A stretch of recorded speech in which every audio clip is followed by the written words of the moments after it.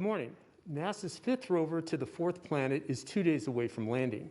The mission's target, Jezero Crater, holds great promise for the Mars scientific community. However, getting to it safely is quite a challenge. Hello, I'm DC Agel. Welcome to NASA's Jet Propulsion Laboratory in Southern California. This is the first of several informative Landing Week media briefings on the Mars 2020 Perseverance Rover mission. So let's get to it. Here to talk about the mission and some of the cutting-edge technology on board Perseverance, we have with us today Thomas Zurbuchen, Associate Administrator for the Science Mission Directorate, NASA Headquarters. Jennifer Trosper, Mars 2020 Deputy Project Manager, JPL.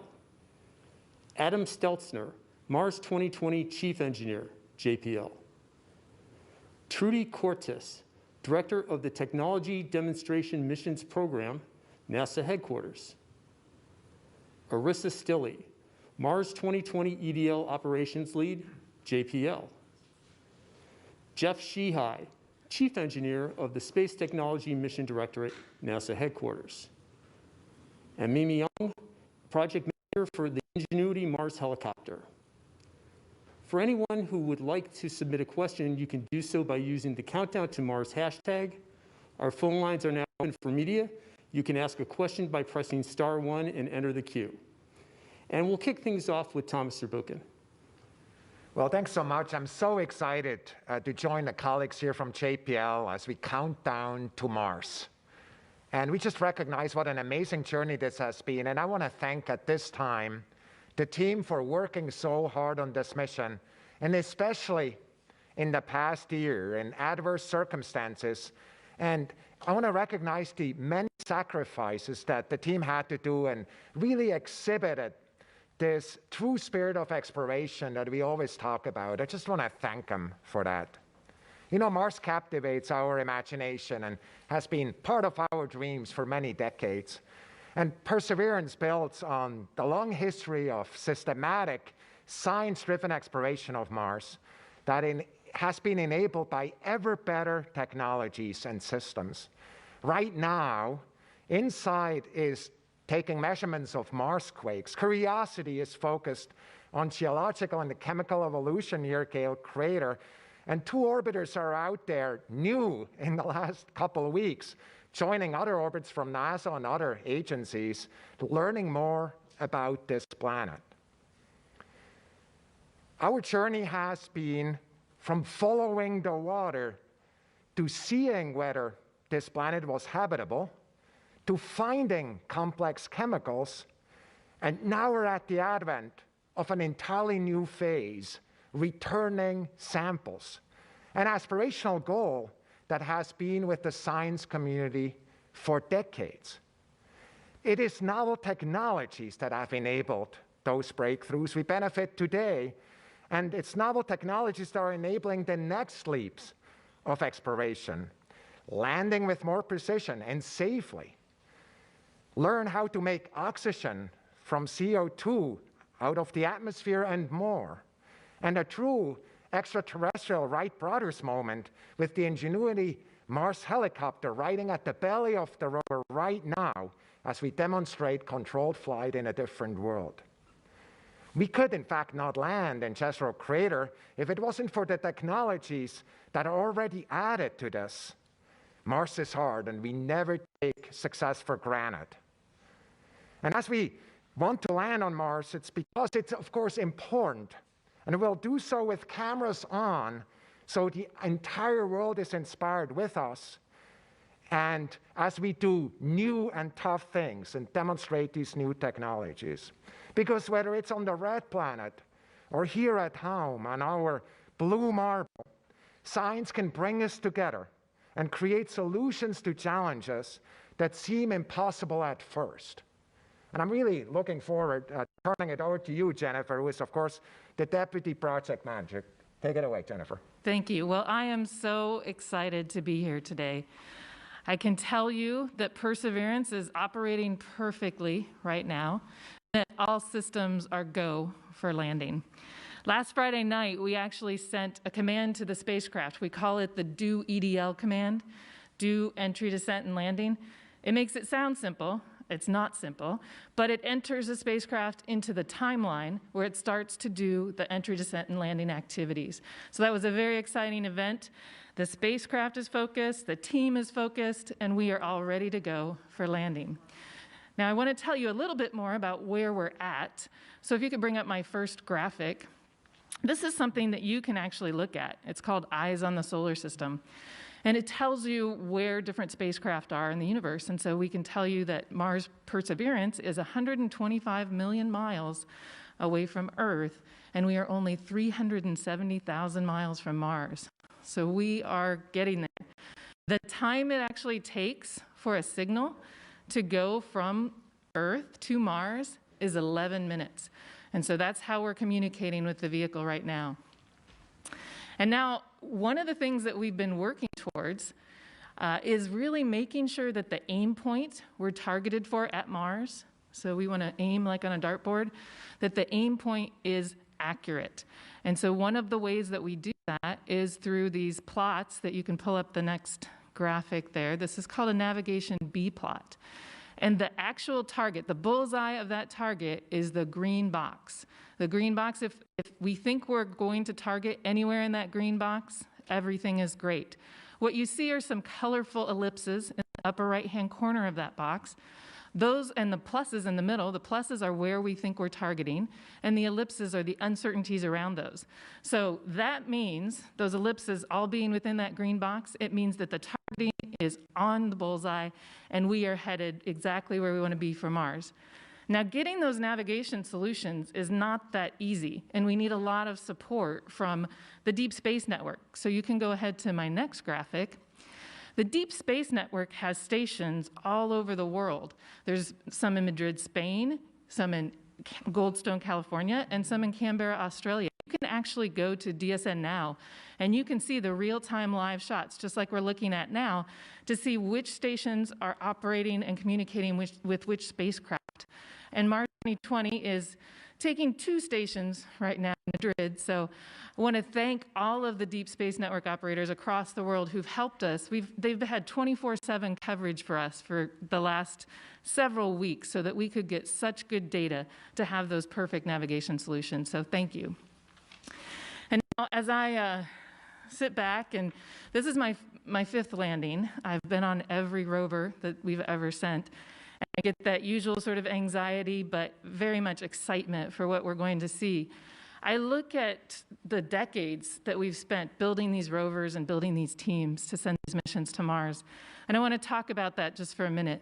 I think back to Sojourner, the very first rover we landed on Mars. You can see this next graphic.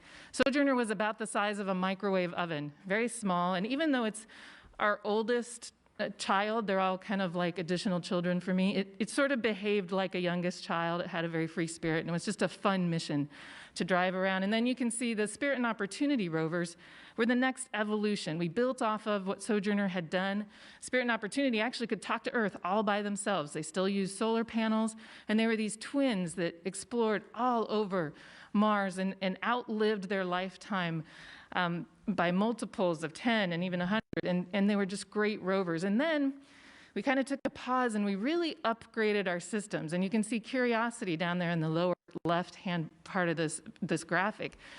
Curiosity, we went from solar panels to a radioisotope power source. The wheels increased in size. We could traverse over much larger rocks in different terrains.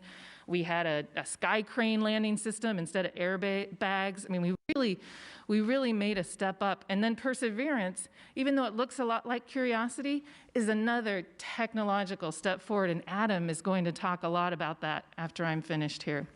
And so in closing, the one final thing I want to talk about is it's not just about the rovers. And in fact, it's about the people who build the rovers. And it's not about the individual people who build the rovers. It's about all those individual people together, working together to make this mission work and all of these missions work. There are several dozen of us at JPL who've actually worked on all 5 of the rover missions, if you can believe it. And this next image is of the team. This is the Mars 2020 team, and there are many people who aren't pictured here, but I want to spend this moment to just thank the team for all of their work over the last almost decade to bring us to where we are today. The team isn't just a bunch of people who are all the same. It's a bunch of different, uniquely skilled personnel who know very deeply all the technical things they need to know in order for all those things to come together into a very complex system like the ones that we land on Mars. So thank you to that team. And I will end by saying, both for landing day on Thursday and for the whole surface mission, I wish that team great success that they have worked so hard to obtain over the last many years. And with that, I will hand it off to our chief engineer, Adam Stelzner. Thanks, Jennifer. As Jennifer mentions, right, it is a huge army of human beings who have been working for decades in their careers to put us in a position to be able to put such a technological marvel as Perseverance on the surface of Mars. Here we see an image. This is on our first image here. We see a great shot, the hero shot of Percy. She is, looks a lot like Curiosity, but she's packed with a whole bunch of new instruments, science instruments. Those will be discussed a bit in depth next week, but we've got Raman spectrometers. We've got a technology for future human explorations to Mars, which Jeff will speak about a little later on today. She's big. She's a little bigger than Curiosity. Although she is a twin, she's a few inches longer, a couple of about 250 pounds heavier, and she's a lot more capable. Next image, please. As you watch the two of them together, Curiosity and Perseverance, they look similar, but you can notice immediately that the wheels are different. I'll speak a little bit about the wheels in a moment, but Percy's got a new set of kicks, and she is ready for trouble on this Martian surface with her new wheels. She's also much more capable at driving. You know, Curiosity needs to either drive or think about driving, but not do both at the same time. And we have used a piece of technology that we originally brought on for train relative navigation, a special visual processor to allow us to move Perseverance at 3 times the rate of Curiosity. Now, with all that movement, we had to reinforce her wheels. This is an image of Curiosity's wheels. She took a beating on the surface of Mars because of these sharp rocks called ventifacts. I have a model of Perseverance's wheel right here, and you can see it looks quite different than Curiosity's. As you see from this model, Perseverance has a gentle tread pattern. Next image, please. And that tread pattern not only makes her wheels more strong, if we go to the next image, it also makes them more capable. The soft tread redesign, we call that tread the grousers. You can go to the next image. Allow the wheels to be much more strong against rocks. Maybe we don't have that image. And also to have better performance in sandy terrain. Of course, driving is not the reason for the season. We have a sampling system on board, and this is why we're actually on the surface of Mars. You can roll this. You can see the robot arm and the coring drill that it has at the end of it. Our mission is specifically to be the first piece of a Mars sample return campaign. And in this leg, we need to take samples of Martian rocks. Inside that golden bit is a sample tube that looks just like this. This is one of the world's cleanest items, even though I just touched it. This is a model, of course. Hyper clean. Inside that coring bit, once we've cored it, we bring the sample tube and the bit inside the rover, and you can roll this image. This is our adaptive caching assembly. This is a small little robot inside the spacecraft, inside the belly of the rover, that manipulates that sample tube with the sample in it, moves it from station to station, confirms that we've got the right volume of sample, takes images of the sample, eventually seals the sample, and returns it for storage until we've accumulated a big enough cache to be ready to put it on the surface of Mars. Now, this progress, this forward motion in technology has not been a monolithic march.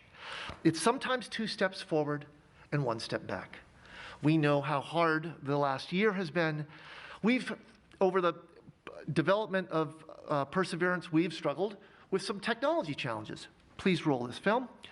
This is an example of an early technology test for parachutes called LDSD, and you can watch a parachute failure here that unfortunately calls into question the ability of our parachute to help Perseverance land on the surface of Mars. So we needed to stand up a supersonic testing qualification program for our parachute, which we did, and over the skies of Wallops Island, please roll, we had this image.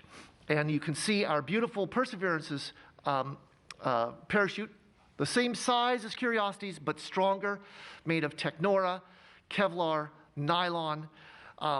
Beautiful, strong canopy is ready to slow Perseverance down in just a few short hours. So as we move forward, you can roll this, as we move forward through technology, we have overcome challenges, much as the nation has in this last year.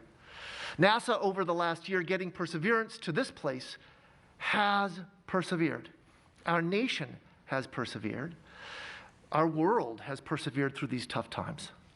And this journey, this persevering journey of technology development is teamwork. It is a NASA-wide teamwork, and here to talk a bit about that, the Technology Development Mission Directorate is Trudy. Please take it away, Trudy. Okay, well, thank you, Adam.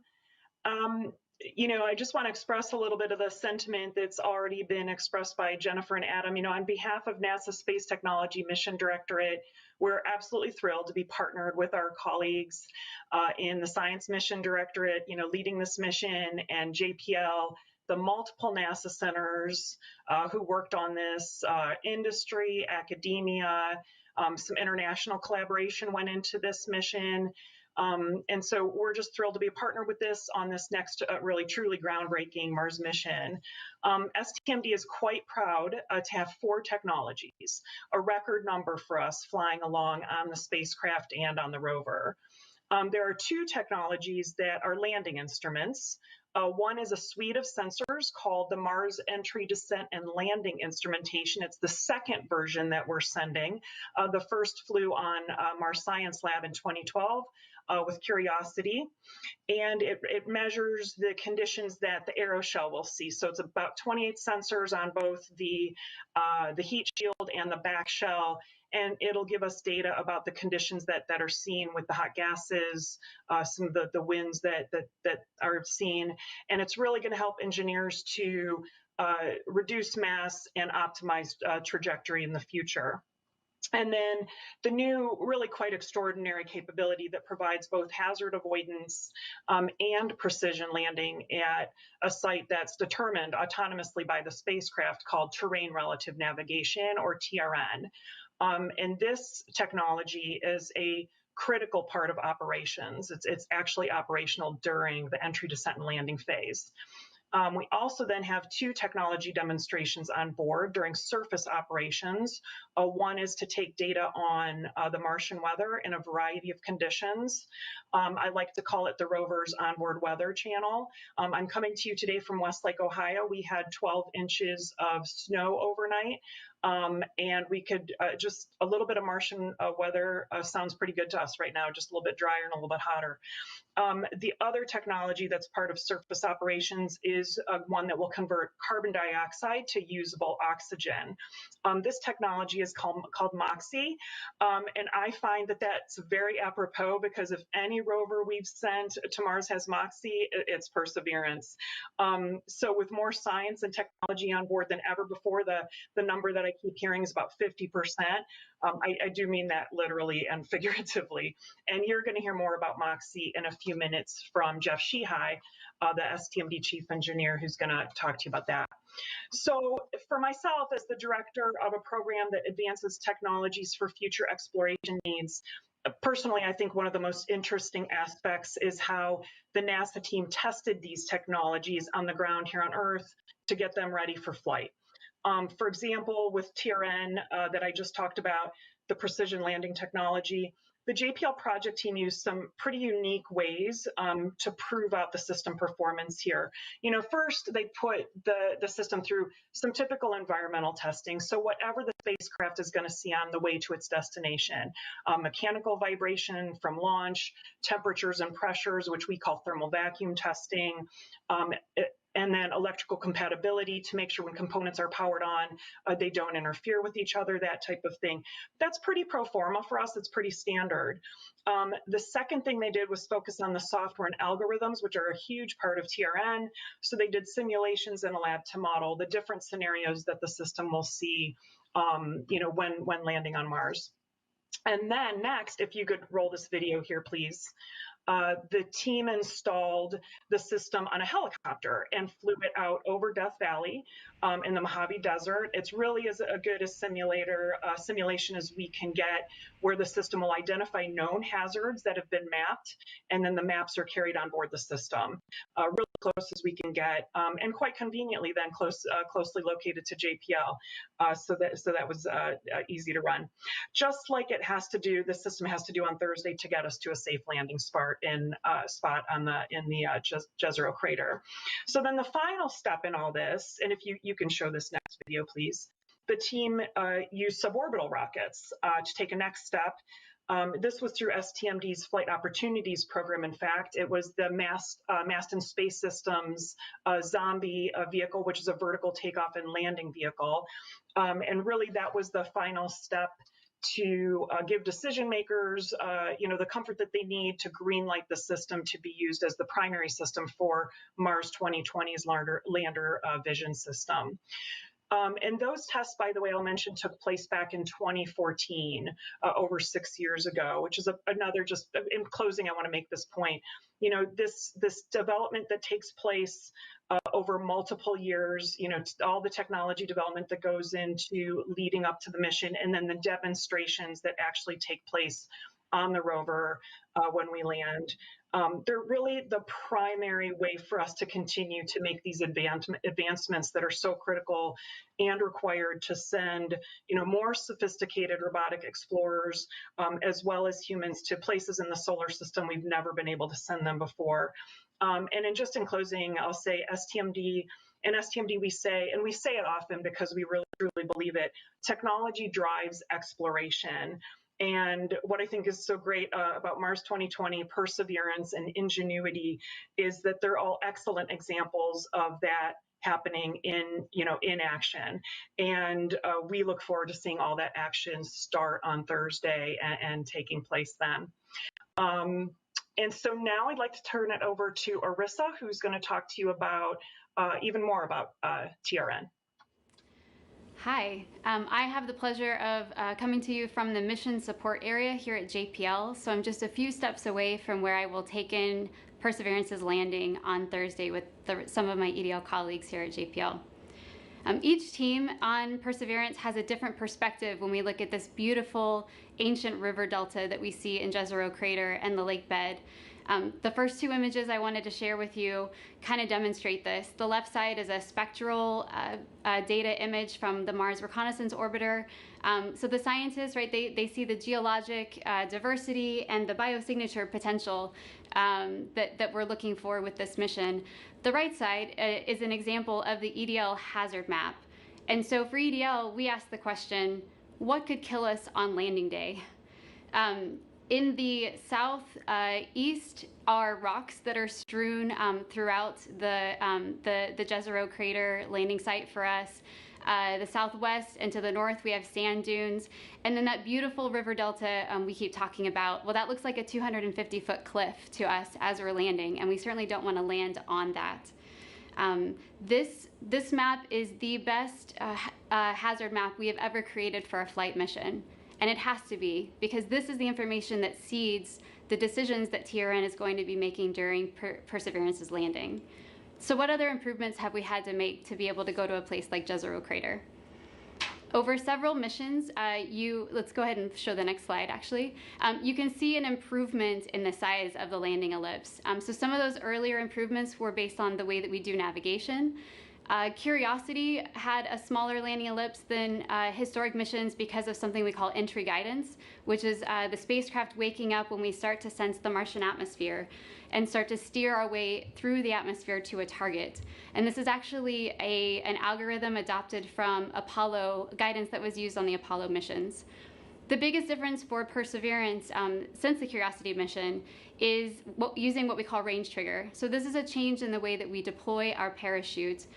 Curiosity deployed based on an estimated velocity, and for Perseverance we're using an estimated range that allows us to more precisely control the distance from the target that we're doing that. And the effect it has is to shorten the longer axis or the major axis of our landing ellipse, which is why the Perseverance ellipse looks much more circular than previous missions. And this is also what allowed us to then start looking at places like Jezero, where it's harder for us to avoid the hazards. But as you saw on the hazard map, our ellipse is full of hazards. So let's move on through EDL and get to that part where we start to see TRN do its work. So I just mentioned parachute deploy. Now that we're on the parachute, if we can roll the footage, we've got one more beautiful parachute deploy video for you from the Aspire testing that Adam talked about. A few details about our parachute that we're flying. The materials are hand sewn and a mix of super lightweight nylon and really strong Technora that has a better strength to weight ratio than steel. When our parachute is packed in its mortar tube, it has the density of oak, and when we deploy it, it comes out at 100 miles per hour, has to inflate to a 70-foot diameter parachute in about half a second, and will put up to 60,000 pounds on the spacecraft and the parachute. And like so many other things within EDL, the parachute has to work. If it doesn't, it's not going to be a very good day for any of us. Once Perseverance is descending on the parachute, we can now release that heat shield that protected us during entry, and for the first time turn on the radar and start to look at the ground. And this is when we're ready to let TRN loose. TRN works in two parts. So if we go ahead and roll the next video. So the first thing we do is take images with a camera on board, compare those to a map on board, and then that allows Perseverance to reduce the error in where it thinks it is from kilometers to tens of meters. We do that with a really capable camera. The camera has a 90-degree field of view, and can you go ahead and roll the next footage that shows the feature matching? A 90-degree field of view, and has a okay, I don't think we have it. That's fine. The feature matching you saw Trudy talk about, where it's comparing features back and forth between the map on board and the photos that are taken. We're able to do that quickly because the camera has like a 1/1000th of a second exposure, which allows us to get clean images while Perseverance is swinging around on the parachute, and it has about a 0.1 second readout, which allows us to spend less time taking or waiting on the image and more time processing it. The computer on board is also specifically built to do this work, so it's one of the fastest that we've ever sent on an interplanetary mission, built for space and for image-based navigation, which also gets to do some of that work, again, as you heard Adam talk about, on the surface when Perseverance is driving around. The second part of TRN is once Perseverance has a better sense of where she's at, she then uses a second onboard map based on where we can currently divert to at that point in time, and searches that area to find the safest place that she can fly to. That search is worth over 120 football fields worth of real estate on the Martian surface at that point. So Perseverance chooses that target, and then and that all happens in the 2.4 seconds it takes for Perseverance to send commands for us to separate from the back shell and start a free fall. So when we have that knowledge and we're done with our free fall, we fire up the rockets. I like to think of it as the jetpack or the descent stage that's attached to the rover, and start to divert to that safe landing point. We go from 170 miles per hour at that point down to around 2 as we slow down and get ready for the sky crane maneuver. So if we go ahead and roll the next, we throttle down 4 out of the 8 engines so that we don't impinge the rover during deploy. And this gives you a view of how that deploy looks during landing, where we both release the rover and then fire pyros that are going to release the landing gear or the wheels to get Perseverance ready to touch down. Once we're safely on the surface, the final 8 out of 158 pyros fired to release the bridles and the umbilical, the electrical cable that have been connecting the descent stage and the rover throughout EDL so that the descent stage can then fly away to a safe distance. And now we're on the surface of Mars. We have a brand new baby spacecraft in its new environment, ready to start rolling around. If we're lucky, the EDL camera suite that we've also got on board Perseverance this time will have been taking some amazing photos during those 7 terrifying or exciting minutes, and will give us some images of EDL that we've never seen before. With that, I'd like to pass it off to Jeff Shihai, who's going to talk to you more about MOXIE. Well, thank you, Arissa. Coming to you from Northern Virginia, the suburbs of DC. Under normal circumstances, I would have loved sitting at the table there with the group and being at JPL to celebrate MOXIE landing on Mars with Perseverance, but these are not normal circumstances, so here I am. I'd like to talk about what MOXIE is, how it works, who designed and built MOXIE, how we'll operate it on Mars, and what we'll learn from it. So the full name of the technology demonstration is the Mars Oxygen In Situ Resource Utilization Experiment. Now that's a bit of a mouthful, so we pull a few letters out of that and we just called it MOXIE. In Situ Resource Utilization, or ISRU, means using the resources we find at the destination to produce useful commodities. If we're going to the moon, we'd have the resources that are on or the surface. On Mars, we have that, but we also have an atmosphere that we can use. The atmosphere is about 100 times thinner than Earth's atmosphere, and it consists mainly of carbon dioxide, about 95, 96% CO2, but we can use it. So MOXIE is a small-scale proof of concept demonstration of atmospheric in situ resource utilization, or ISRU. We have an animation of the MOXIE design that we can show. There it is. We can see that packed inside this gold-colored box are 3 main subsystems. There's a compressor to pull in the gas from the atmosphere and feed it into the system. There's a solid oxide electrolysis system, we call it the SOXY assembly, that does the chemical conversion. And then there's a collection of process monitoring and control sensors. MOXIE uses a thermal and electrochemical process to convert carbon dioxide into oxygen. At the cathodes in the electrolytic cells, CO2 plus 2 electrons become CO, carbon monoxide, plus doubly charged O anions. These anions migrate to the anodes, where 2 of them combine to become the familiar O2 molecule, with 4 electrons returned to the electrochemical system. The carbon monoxide byproduct is exhausted to the atmosphere. Something like MOXIE, any instrument you want to put on a spacecraft, starts out as a vision in the mind of a principal investigator. Principal investigator for MOXIE is Mike Hecht from MIT. He had a plan for what he wanted MOXIE to accomplish on Mars. Jeff Melstrom at JPL led a team of clever engineers who worked extremely hard and came up with several innovative solutions to implement Mike's vision in a way that would fit on the rover, survive the trip, including those 7 minutes of terror that we heard so much about, and work once it gets on the surface of Mars.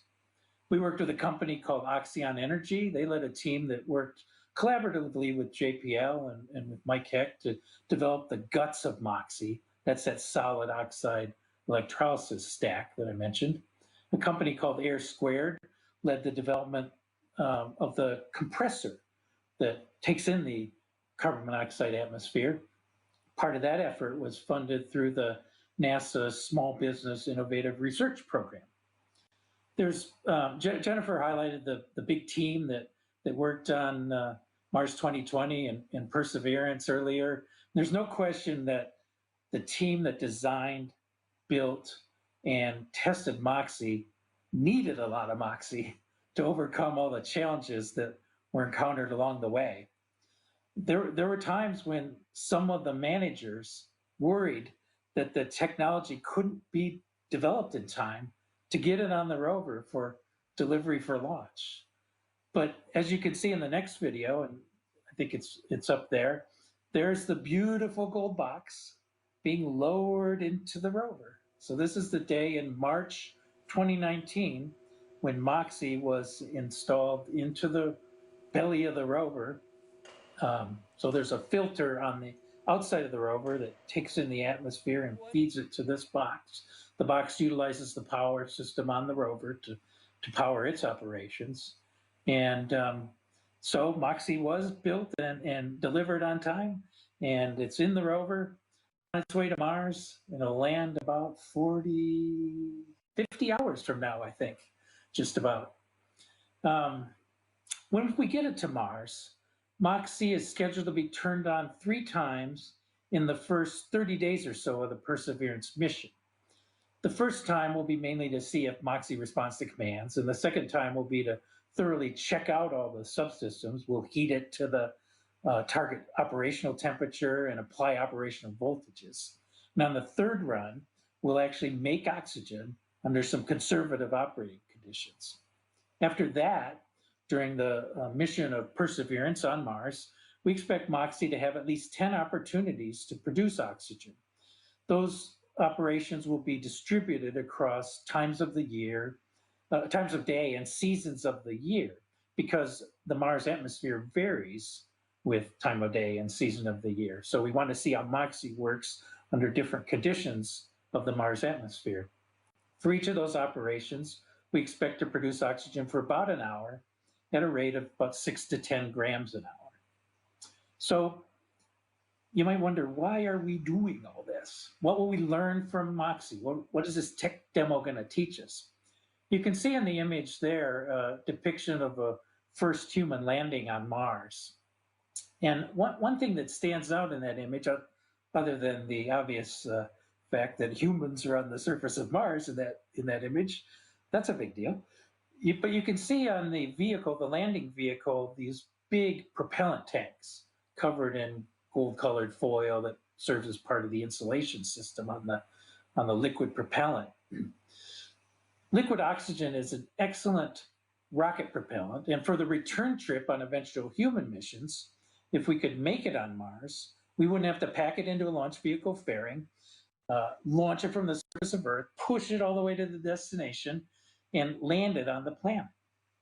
MOXIE's, I might say that, when I first heard of this notion, I thought, I wouldn't want to be the first astronaut that's told you get to come home if you can make the propellants for the return trip. But actually the MOXIE, the production capability for making the oxygen propellant will be put in place before we ever launched astronauts to Mars. So the vehicle that they needed for the return trip would be fueled up and ready for them before they even got there. Now, MOXIE, as implemented on the rover, is about 1% of the scale that would be needed to produce enough oxygen to fill up the liquid oxygen tank on a Mars ascent vehicle.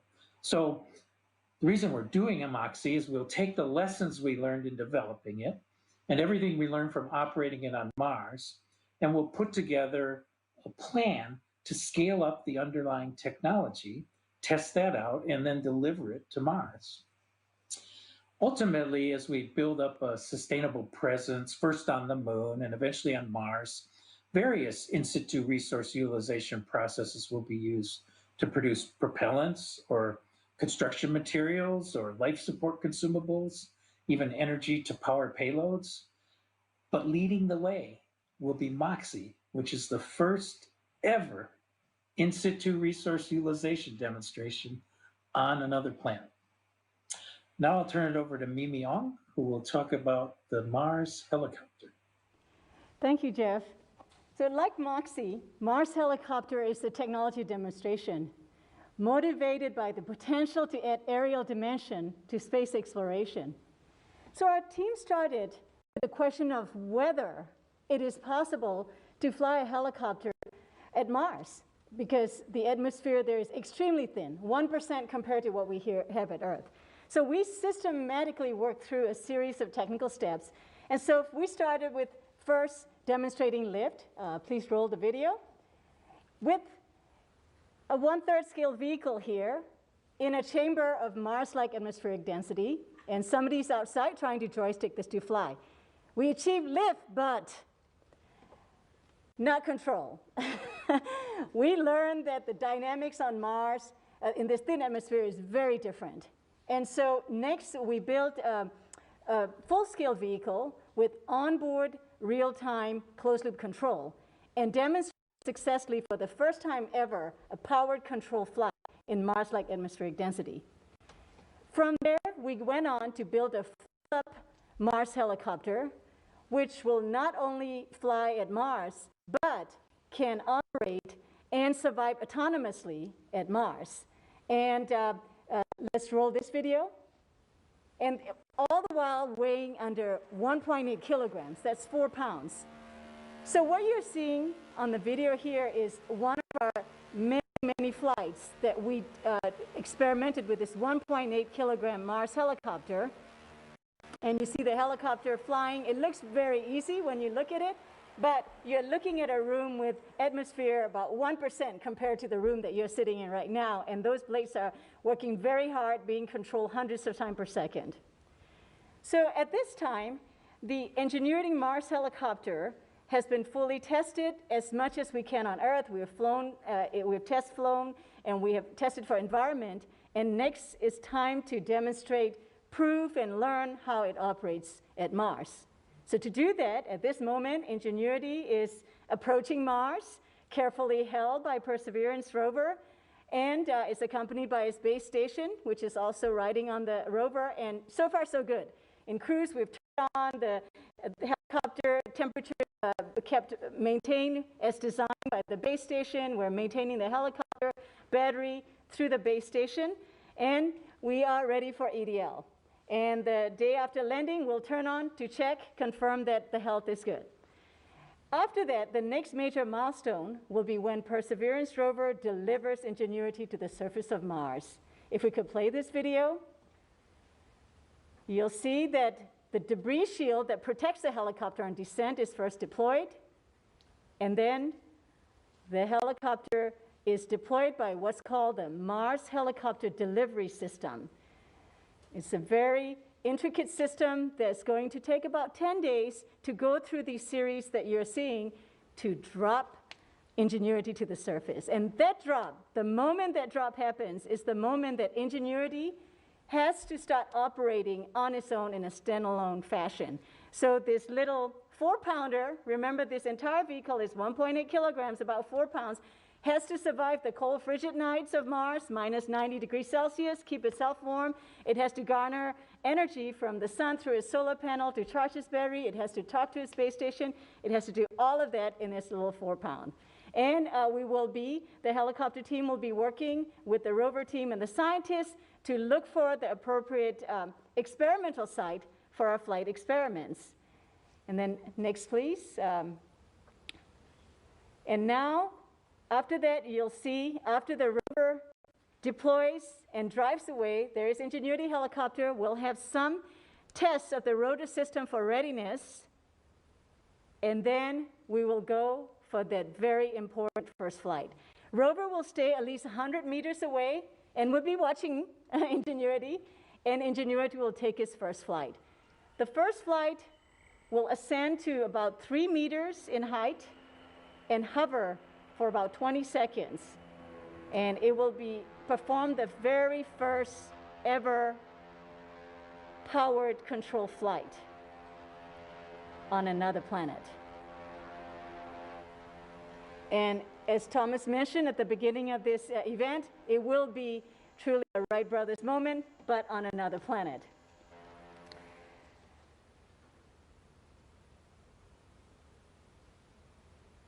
So after each of, and then if we can go on to the next step, please. So this is what we're looking for. So this is a picture of our Mars helicopter team.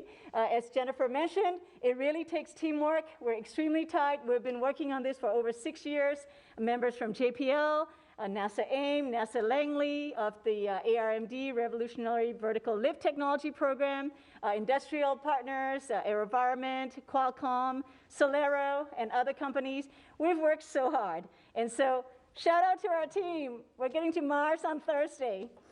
And every step going forward will be first of a kind and first step. So it'll be nail biting, nail exciting. So for all of you out there, on behalf of the Mars helicopter team, please join our journey. Back to you, DC. Thank you, Mimi. We are ready to take media questions. Remember to press *1 to get put in the queue. And please direct your questions to one of our panelists.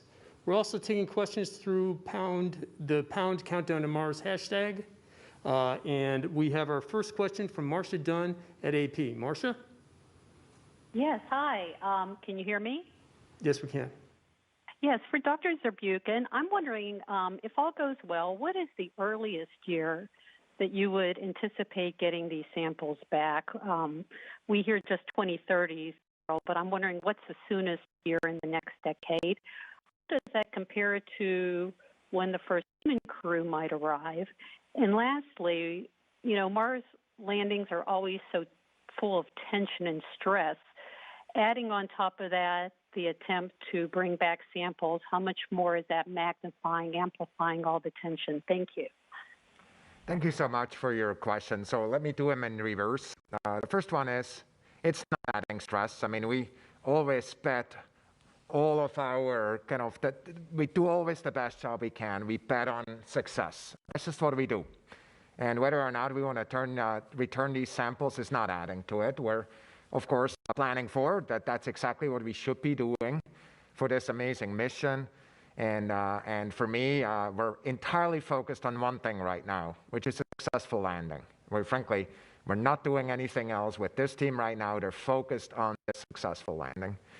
In terms of the earliest return, you, of course, have read both the work that we did and the independent review team, and they're telling us that basically launching in 26 and 28 time frame is the right time to go there, which would bring the samples back in 31. And that, of course, is because of the planetary alignments, the home on orbit's going this way and in reverse, that set some of these windows that limit part of that, as do some of the propulsion characteristics of the spacecraft that are under consideration.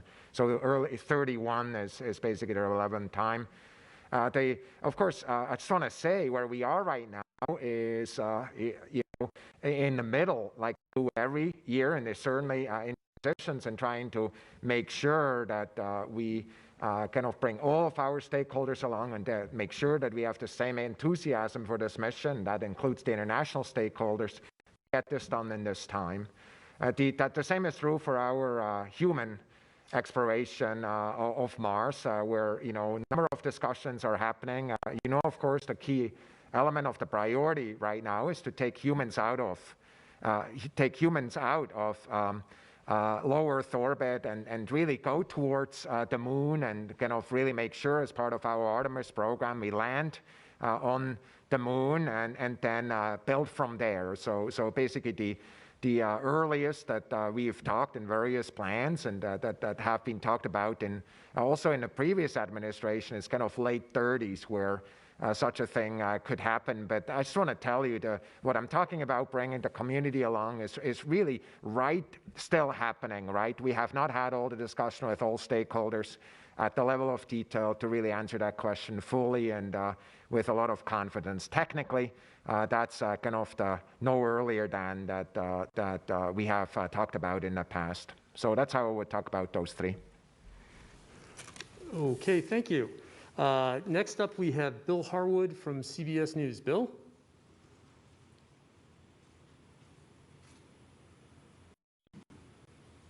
Bill Harwood from CBS News. Bill, are you on the line? I am on the line. DC, can you hear me now? Yes, we can. Thank you. Sorry about that. So much for my AirPods. This is for Jennifer Trosper. Can you give us a sense of what we can expect after touchdown in terms of telemetry and imagery that would confirming a successful landing? I mean, some of this is in the press kit, but I'm trying to understand what we can expect that afternoon we might get in time for evening newscast, for example, just kind of in general. And a related question, can you talk a little bit about how losing data or not receiving data for some reason might not mean something bad happened? In other words, if you went into a safe mode or something, why we shouldn't all be, oh no, you guys would obviously try a lot of recovery and all of that. Can you just kind of address that a little bit for us? Thanks. Sure, I'd love to. So we have several telemetry streams that come down during entry, descent, and landing. The Mars Reconnaissance Orbiter is watching, and we call it a pseudo-bent pipe. So we get almost real-time data with the one-way light time from Mars Reconnaissance Orbiter through UHF. That should give us the most information. There are reasons that that could drop off during dynamic events while we're going through the entry, descent, and landing. In particular, you saw with ERISA, the mobility deploy. So it's possible we will lose data in that link, but it's also possible we'll get the data that has the most data, and that's where we would get some final, possibly camera images from the HAZCAMs on the front and rear in that data. We also have X-band data that goes direct to Earth, and in that we get some tones. Those tones just tell you what key events have happened, parachute deploy, for example. So we hope to get that. Earth does set shortly after landing, and so depending on horizon masks, it's possible that we would lose that link as well. After we land, we hope to get either of those links. We also are recording data with the MAVEN orbiter, so we will have data that we have to process and we'll get within several hours after landing. But then even if we don't hear anything at landing, if some of those data links drop out, we do have our first overflight of another orbiter, the Odyssey orbiter, about 3.5 hours later. And that's a small data volume pass, but getting that pass would get a lot of information about the state of the vehicle. If it's able to communicate, then landing was safe. After that, we have another pass in a few hours. It's about 6:30 p.m. on landing day where we would get some more data. So if all goes well, we could potentially see some images by the end of the day. If not, it's possible that something happened that caused the vehicle to go maybe into a safing mode after landing. If we're in a safing mode, then we have fewer passes, we send less data, and some of our fault responses. So the rover's programmed, and we spend a lot of our time thinking about what could go wrong and how do we help it save itself. And so one example is if something went wrong with the main computer, it could take up to a week for the rover to go through all the autonomous actions that it's programmed to do, switch through all the telecommunications hardware, and then switch to the other computer. So there's a lot of investigation. We will look at everything, look at all these different, we have UHF stations, we have X-band stations on Earth looking at the spacecraft. So we will work very hard to understand the success, and if something went wrong, to figure out how to get the spacecraft back if possible. Thank you, Jennifer. Okay, next up we have Chelsea Gold from space.com. Chelsea? Hi, thanks so much for taking the question. My question is for Jennifer. Everyone talks about the 7 minutes of terror, which obviously sounds intimidating, but as someone who has worked through all of the rover landings from NASA thus far, you seem more than prepared for the couple days ahead of us. How are you feeling 2 days out, anticipating yet another, fingers crossed, successful rover landing on Mars? I'm feeling great. There are no guarantees in this business. There are lots of, we always talk about what Mars might throw at us this time, and it's never the thing it threw the last time, and so we have to be prepared for that. But I tell you, I look at those navigation solutions. We did our last time to target Mars was trajectory correction maneuver number 3. We've never been able to not do the last 2 maneuvers and still be within our bullseye target. So the team is doing a great job. The spacecraft is solid. I led the test program. I feel very confident that it will do the things we do. But again, no guarantees, but I'm feeling great. Thank you, Jennifer. Again, let's see, we have Joe Palca from NPR. Joe? Hi there. Quick question about the navigation system, the terrain relative navigation system. Does that have a dedicated camera? And if so, is there a similar sort of camera doing the same thing for the rover once it's on the ground? And where is that camera? Is it on the sky crane or is it on the lander? I don't know who should, maybe I'm not quite sure, Trudy or somebody. Trudy, you want to take that? I'm not sure if ERISA wants to take that. Either way. Yes, it does have a camera system on it, but ERISA might be able to give you more details about it. ERISA? Yeah, so as we said, or as I said before, there is a dedicated camera for the entry, descent, landing part for terrain relative navigation that we call the LVS camera, or Lander Vision System camera. And if you looked at a picture of the rover, it would be sort of under the front left armpit of the rover looking down. And the computer that is in charge of doing the image processing and helping to get us to a solution we refer to as the VCE, or I think the visual, and I'm going to get in trouble now if I misremember, but I think it's the visual compute element. And that computer is the same one that's used on the surface on the rover for when it does autonomous navigation. The cameras that the rover uses to do that are different. So we have navigation cameras that are on the mast of the rover. So they're the ones similar to what Curiosity does. Those will take photos of where the rover is, along with the hazard avoidance cameras that are on the front, lower on the front and rear of the rover, and can combine those images to enable the autonomous driving on the surface. So there's different cameras for those purposes, but the same computer is doing the work. Thank you. Great. Thank you, Arissa. And now we're going to go to a question from social media. JS on Instagram asks, how does NASA test for the different atmosphere of Mars when practicing on Earth? This might be good for both Adam and Mimi. Sure. Okay, so for helicopter flight, what we did is we used the space simulator at JPL. It's a 25-foot diameter chamber, about 70, 80 foot high. And we pump that chamber down to near vacuum, and then we backfill with carbon dioxide to about 1% density in atmospheric density compared to outside of the chamber, compared to Earth's. And that is representative of Mars, and we've been doing all of our flight tests in that. So that takes care, for flying a helicopter, that takes care of the atmospheric density. The second part is the gravity. The Mars helicopter will experience only about 40% gravity at Mars, and when we're testing on Earth, it weighs a lot more. So what we do is we attach a gravity offload on the top to take care of the difference between Mars and Earth gravity. So that's how we simulate Mars on Earth. Thanks. For parachute testing, we go to very high altitudes in the Earth's atmosphere, so we get the right atmospheric density. Of course, because we're here at Earth, we have the wrong ratio of specific heats, we have the wrong speeds of sound, so we need to adjust our testing program as best we can to get the parachutes to open up in the right fluid mechanical configuration and states here on Earth. And we do the best we can, very high altitudes with supersonic rockets that get us up there. Thank you, Adam. And next we're going to go back to the media on the phone. And next up we have Paul Brickman with UPI. Paul? Yes, thanks. Hi, can you hear me? Yes, we can. Okay. So regarding coming in through the atmosphere, so Perseverance is like Curiosity, but heavier. Can you describe how the capsule steers itself during entry, and or if it does steer itself?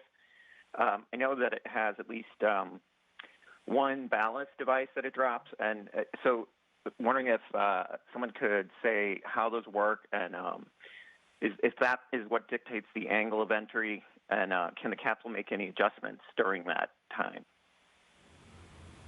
Arissa, question for you? Yep.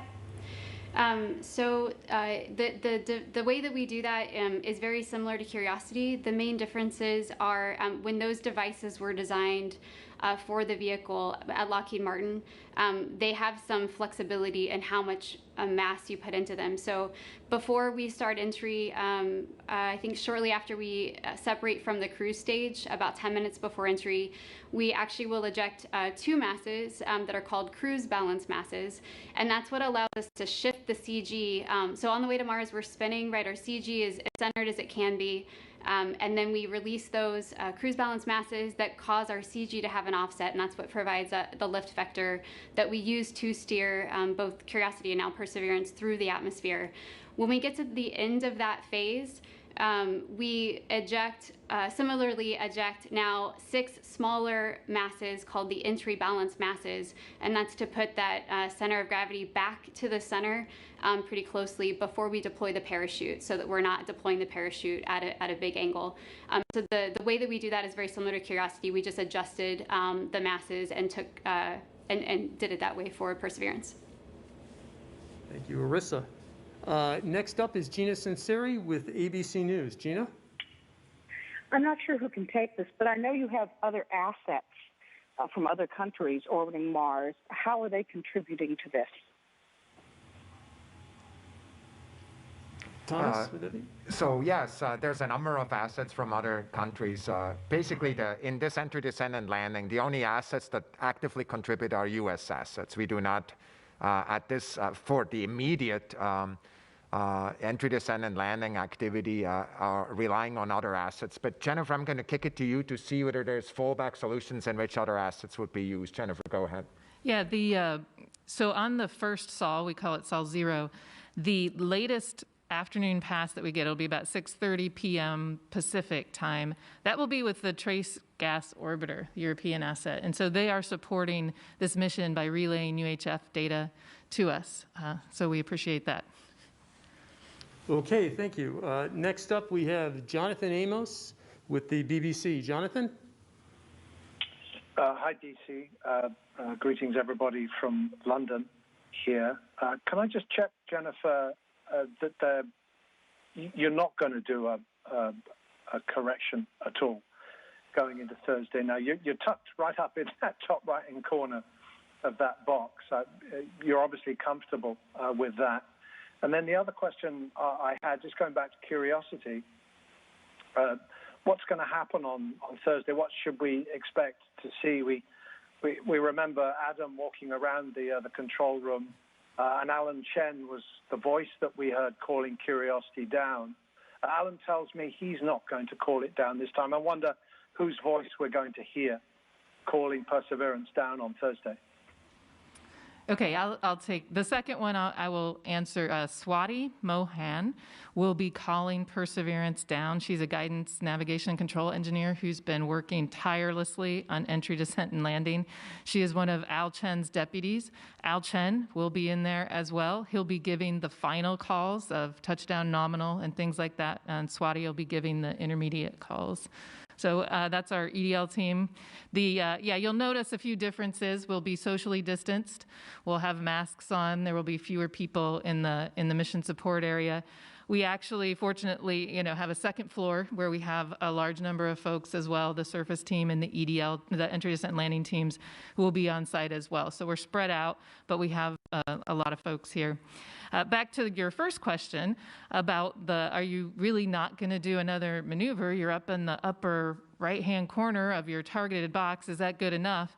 Well, yes, we believe it is. Now, we have, if we got it really wrong, we still have the ability to do another maneuver if we need to. But those ellipses are the uncertainty ellipses on our estimates, and all those ellipses are still well within the green box, and the green box is conservative. So we have high confidence that we won't have to do another maneuver, but we're always ready. We have daily tag-ups twice a day to talk about whether there's something that we don't like about the navigation data. The plots are coming out all the time, so we are looking very closely, and if we need to do something, we will, but we don't expect that we will have to. Thank you, Jennifer. Okay, next up we have Irish Television's Leo Enright. Leo? Thanks very much indeed, DC. I wanted to ask a couple of questions about the terrain relative navigation. This is a technology demonstrator, yet it is also mission critical. So I'm wondering, how unusual is that? Is this something that's happened before, regularly perhaps? And I'm wondering, with a technology demonstrator, is there a plan B? Has the Sky Crane been told that if something goes wrong with the TRN, that it should make some sort of Hail Mary landing? And if I may also very briefly ask about this 120 football field size area that Arissa spoke about, could you just clarify the hover time available with this system. If you're coming down, if the sky crane is coming down on the home touchdown line, you just plonk it down. But if you have to go all the way over to the other end of the field, how long can you stay in the air is my question. Well, Leo, as always, a very detailed question, and thank you for that. Let's first start off with Thomas Zurbuchen. Yeah, I'm just going to, before we go into the technology, which I'm not the right person, I just want to tell you that, yes, we have, when we landed with Curiosity, kind of done a number of technologies for the first time. Terrain relative navigation is not an exception. What I just want to tell you how we did this when we chose Jezero as the place to go because of its amazing science promise. We actually did so with an asterisk attached to it, which is basically we said we want to do an independent review based on the data and the planning that the team had put ahead of them to make sure that this technology works. And if the answer would have been from that review, well, we're not quite sure, we would have backed off into another landing site. And we were convinced, I was convinced, that the technology was ready to go. So the way we're doing this is using the rigor and using data to drive processes in a way that we can include these technologies, and we're proudly doing so. Now over to the specialist on technology. Okay. Leo, did you have a follow-up? I think there were... Yeah, I was just wondering about a plan B. Is there some sort of Hail Mary landing that can be done if for some reason, say, the TRN cameras don't work or something like that? How about Adam Stolzner, the chief engineer? Sure. Leo, we have... if TRN does not work, does not converge, and we don't get a TRN solution, we would go to a normal MSL Curiosity-like divert maneuver, and we would have an increased risk of terrain hazards, but a risk that we took eyes open at the Jezero landing site. So, yeah, there you go. Okay. Thank you, Leo, and thank you, Adam. Next up, we have Jackie Goddard with the Times of London. Hello, thank you. So we've grown to know a lot about how the spacecraft work. I wondered if you can give us a little insight, one of you, into how you folks work. I'm referring particularly to what you have to do over the next few weeks and months to keep yourselves on Martian time. So the sleep shifting, I think some of you wear special watches. Could one of you talk about that, really? What adjustments do you have to make to how you live and work in order to become a Martian? Thank you. Jennifer, you want to take that? I will take that. The surface team, so there are about 350 people and some additional scientists who will be working on Mars time. So right now they are adjusting their clocks. The way that we work is we typically will show up in the afternoon on Mars because that's when the data comes to Earth. And then we will work for 12, 14 hours until we get the uplink to send to the rover based on the data that we received. Now, the Mars day is 40 minutes longer, so that's what makes Mars time hard. So if you're up at, will probably be 2 p.m. will be our start time, and then that will adjust by 40 minutes every day, which for a while it works. We've kind of found that we only ask people to do this for 3 months. The first cycle, there's a 37-day cycle that you go through, and then you're kind of back to the original time. The first cycle, everybody's excited. This is cool. I'm on Mars time. And, in fact, last on Curiosity, one of our engineers took his whole family on Mars time because it was summer and they weren't in school. And so we had this whole family on Mars time. By the next cycle, people start to get a little bit tired, and by the third, by the time we finish Mars time, they are well ready to be finished with Mars time. It's hard on your body. It's like being jet lagged. And so everybody, we have different things that we allow folks to do if they need to stay local, or we have cots in offices and things like that to just help people manage in Mars time. The reason we do Mars time is because it is the most efficient way to have the rover make progress on a day-to-day basis, and that's really important early in the mission to get it kind of unbuckled and ready to go for the great science mission that we have. All right, great. Thank you, Jennifer. Let's see, we're going to go to a few more social media questions. Jeff, apparently social media really is interested in MOXIE. We've got two of them for you. The first one is from Glenn on Facebook, who asks, could MOXIE generate anything other than oxygen? No, MOXIE is specifically designed with the electrochemical system and the elements in that to take carbon dioxide and generate O2 molecule. There's all sorts of electrochemical processes that are used industrially, even very large scale here on Earth to make all sorts of things. But each of them are tailored for a particular purpose. And this one's designed not only to make oxygen from CO2, but to do it under Mars conditions. Great. And the follow-up, Daniel from Facebook asks, is NASA starting to terraform Mars using MOXIE? Yeah, that's a good, interesting question. Good question. And there's a lot, in the literature about terraforming, ranging from, fairly serious studies to science fiction sorts of works. And it's a dream of a lot of people to take another world and turn it into something that's more habitable or more like we're familiar, something we're more familiar with. I talked about scaling up MOXIE. The MOXIE, as we're sending it to Mars on Perseverance, is very small scale. It's going to make a little bit of oxygen. It's really going to prove the concept. I talked about scaling it up 100-fold or so to fill a propellant tank. If you were going to try to produce large amounts of oxygen or to take large amounts of CO2 out of the atmosphere, MOXIE wouldn't be the type of technology that you'd use. It's a fairly power-intensive technology.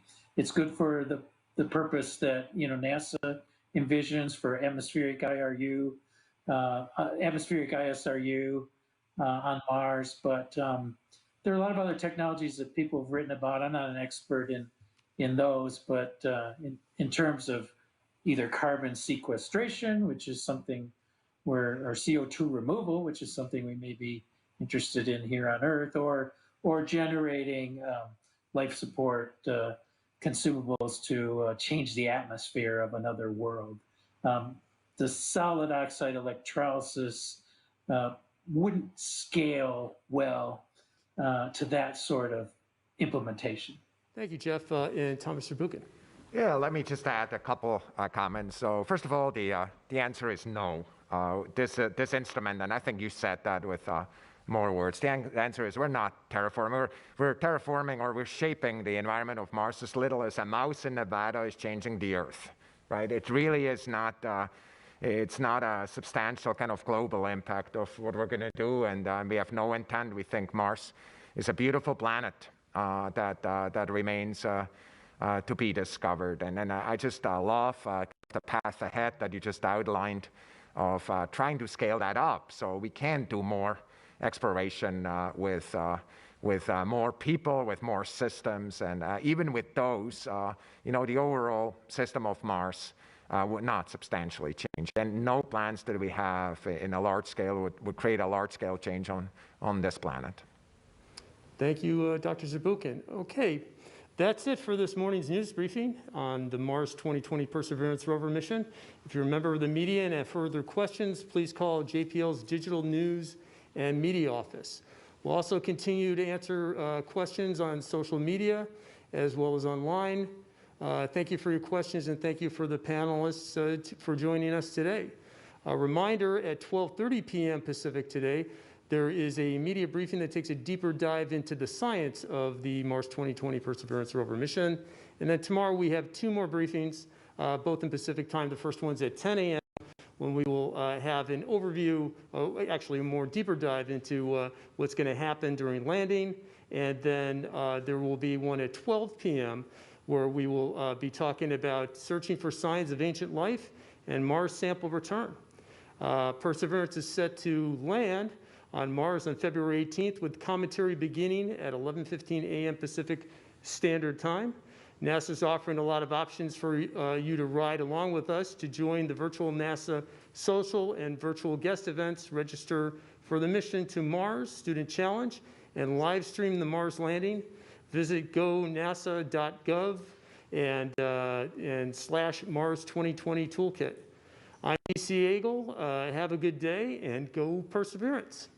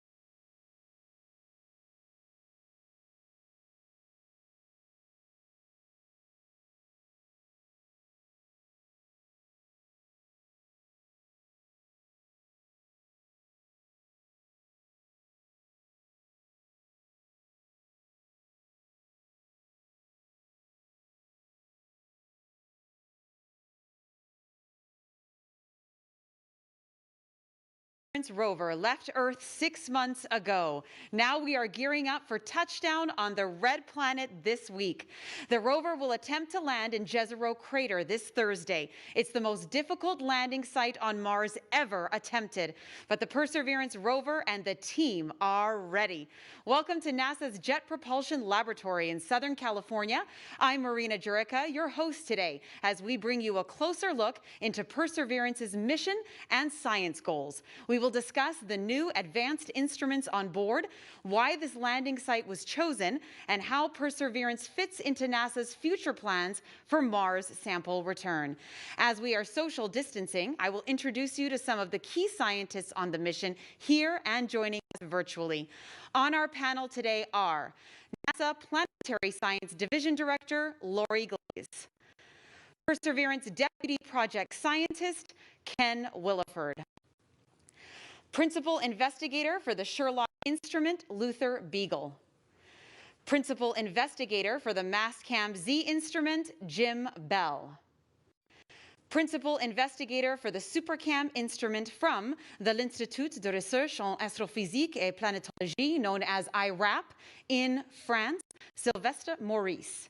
For anyone watching who would like to submit a question, you can do so by using the Countdown to Mars hashtag. Our phone lines are now open to the media. You can ask a question by pressing *1 and enter the queue. To start, I'd like to welcome Lori Glaze. Good afternoon, Lori. Good afternoon. Nice to see you, Marina. So NASA has been exploring Mars for more than 50 years, and we are just getting so excited as we prepare for Thursday. And although we now know that Mars now today is cold and dry and a place that's bombarded by cosmic rays, really a place that's inhospitable to hosting life today, what we've learned over the last couple of decades in our exploration of Mars is that Mars was much warmer and wetter a few billion years ago, and that some of the environments on Mars actually could have had all of the right ingredients to support microbial life at about the same time that life emerged on Earth. If I could have the first graphic, there it is. You can see on the far left, we began our rover program in 1997 with Sojourner, and all of these rovers have helped pave the way for our understanding of the Mars environment and what Mars is like and how it has evolved over time, and led us to the Perseverance mission that we're waiting to land on Thursday. So the Sojourner rover kicked it off in '97, followed by Spirit and Opportunity, shown there towards the left. Spirit and Opportunity were really following the water on Mars, trying to identify, was liquid water ever present in substantial quantities over an extended period of time on Mars?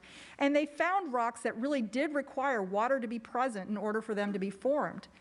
The next step, of course, was the Curiosity rover, and Curiosity went to Gale Crater, looking to identify, searching for habitable environments, exploring habitability on Mars.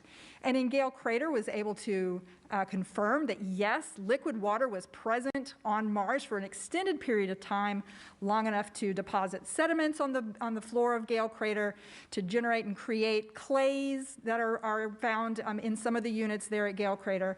And also we found complex organic molecules. So with the water and the complex organic molecules, two of the real key ingredients to life were present, and in a habitable environment there that life could have possibly started to take form.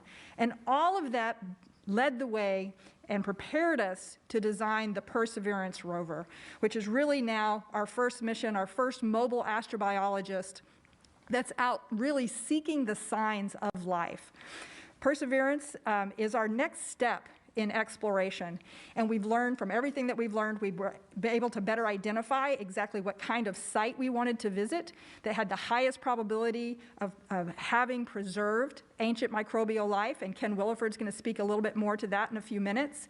We also are now better prepared to design the instruments and the experiments that we want to conduct on the surface of Mars, specifically designed to look for those markers, those biologic markers that can give us a hint that perhaps there was life early in Mars's history and that it might be preserved in those rocks at Jezero Crater. And then, of course, the next step beyond Perseverance will be the ability to bring samples back. So Perseverance is going to identify rocks that we'd like to bring back to Earth, drill the rocks in soil, save them on the surface for that next mission that you see, which is Mars Sample Return, which will launch those samples back to Earth, back into orbit, and then captured and returned back to Earth eventually, and then preparing the way for human exploration at some time in the not too distant future. The Mars Sample Return project, of course, is probably the most challenging thing we've ever attempted within NASA, and we don't do any of these things alone. Between our partnerships on Perseverance and partnerships for Mars Sample Return, we have almost a dozen international partners that we work with, and together we are hoping to learn if life ever existed in the ancient past on Mars.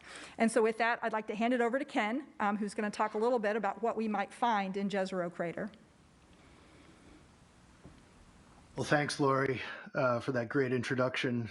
And I want to start out by just sharing with you all how fortunate I feel, how excited I am to be, just days away from really a momentous occasion. Technically, with all the work it's taken to get our spacecraft to where it is now and in the state that it's in now, and then also scientifically. Just for me personally, the opportunity to be a part of this mission, which is directly looking for life on other planets, it's really a scientific dream come true. It's not an exaggeration. So it's going to be a big week for us. And pulling back a bit, if you take a minute to think about it, the implications of the science of this mission are really enormous. I mean, Mars 2020 and Mars Sample Return, as Lori described, are about really an age-old question. Are we alone in the universe? We say that a lot, but about these astrobiology missions, but it's a big question if you stop to think about it. We know that life exists on Earth. We know Earth is a very hospitable planet and has been for billions of years. Life obviously thrives here today. But are we alone in a sort of vast cosmic desert, just flying through space, or is life much more common? Does it just emerge whenever and wherever the conditions are right?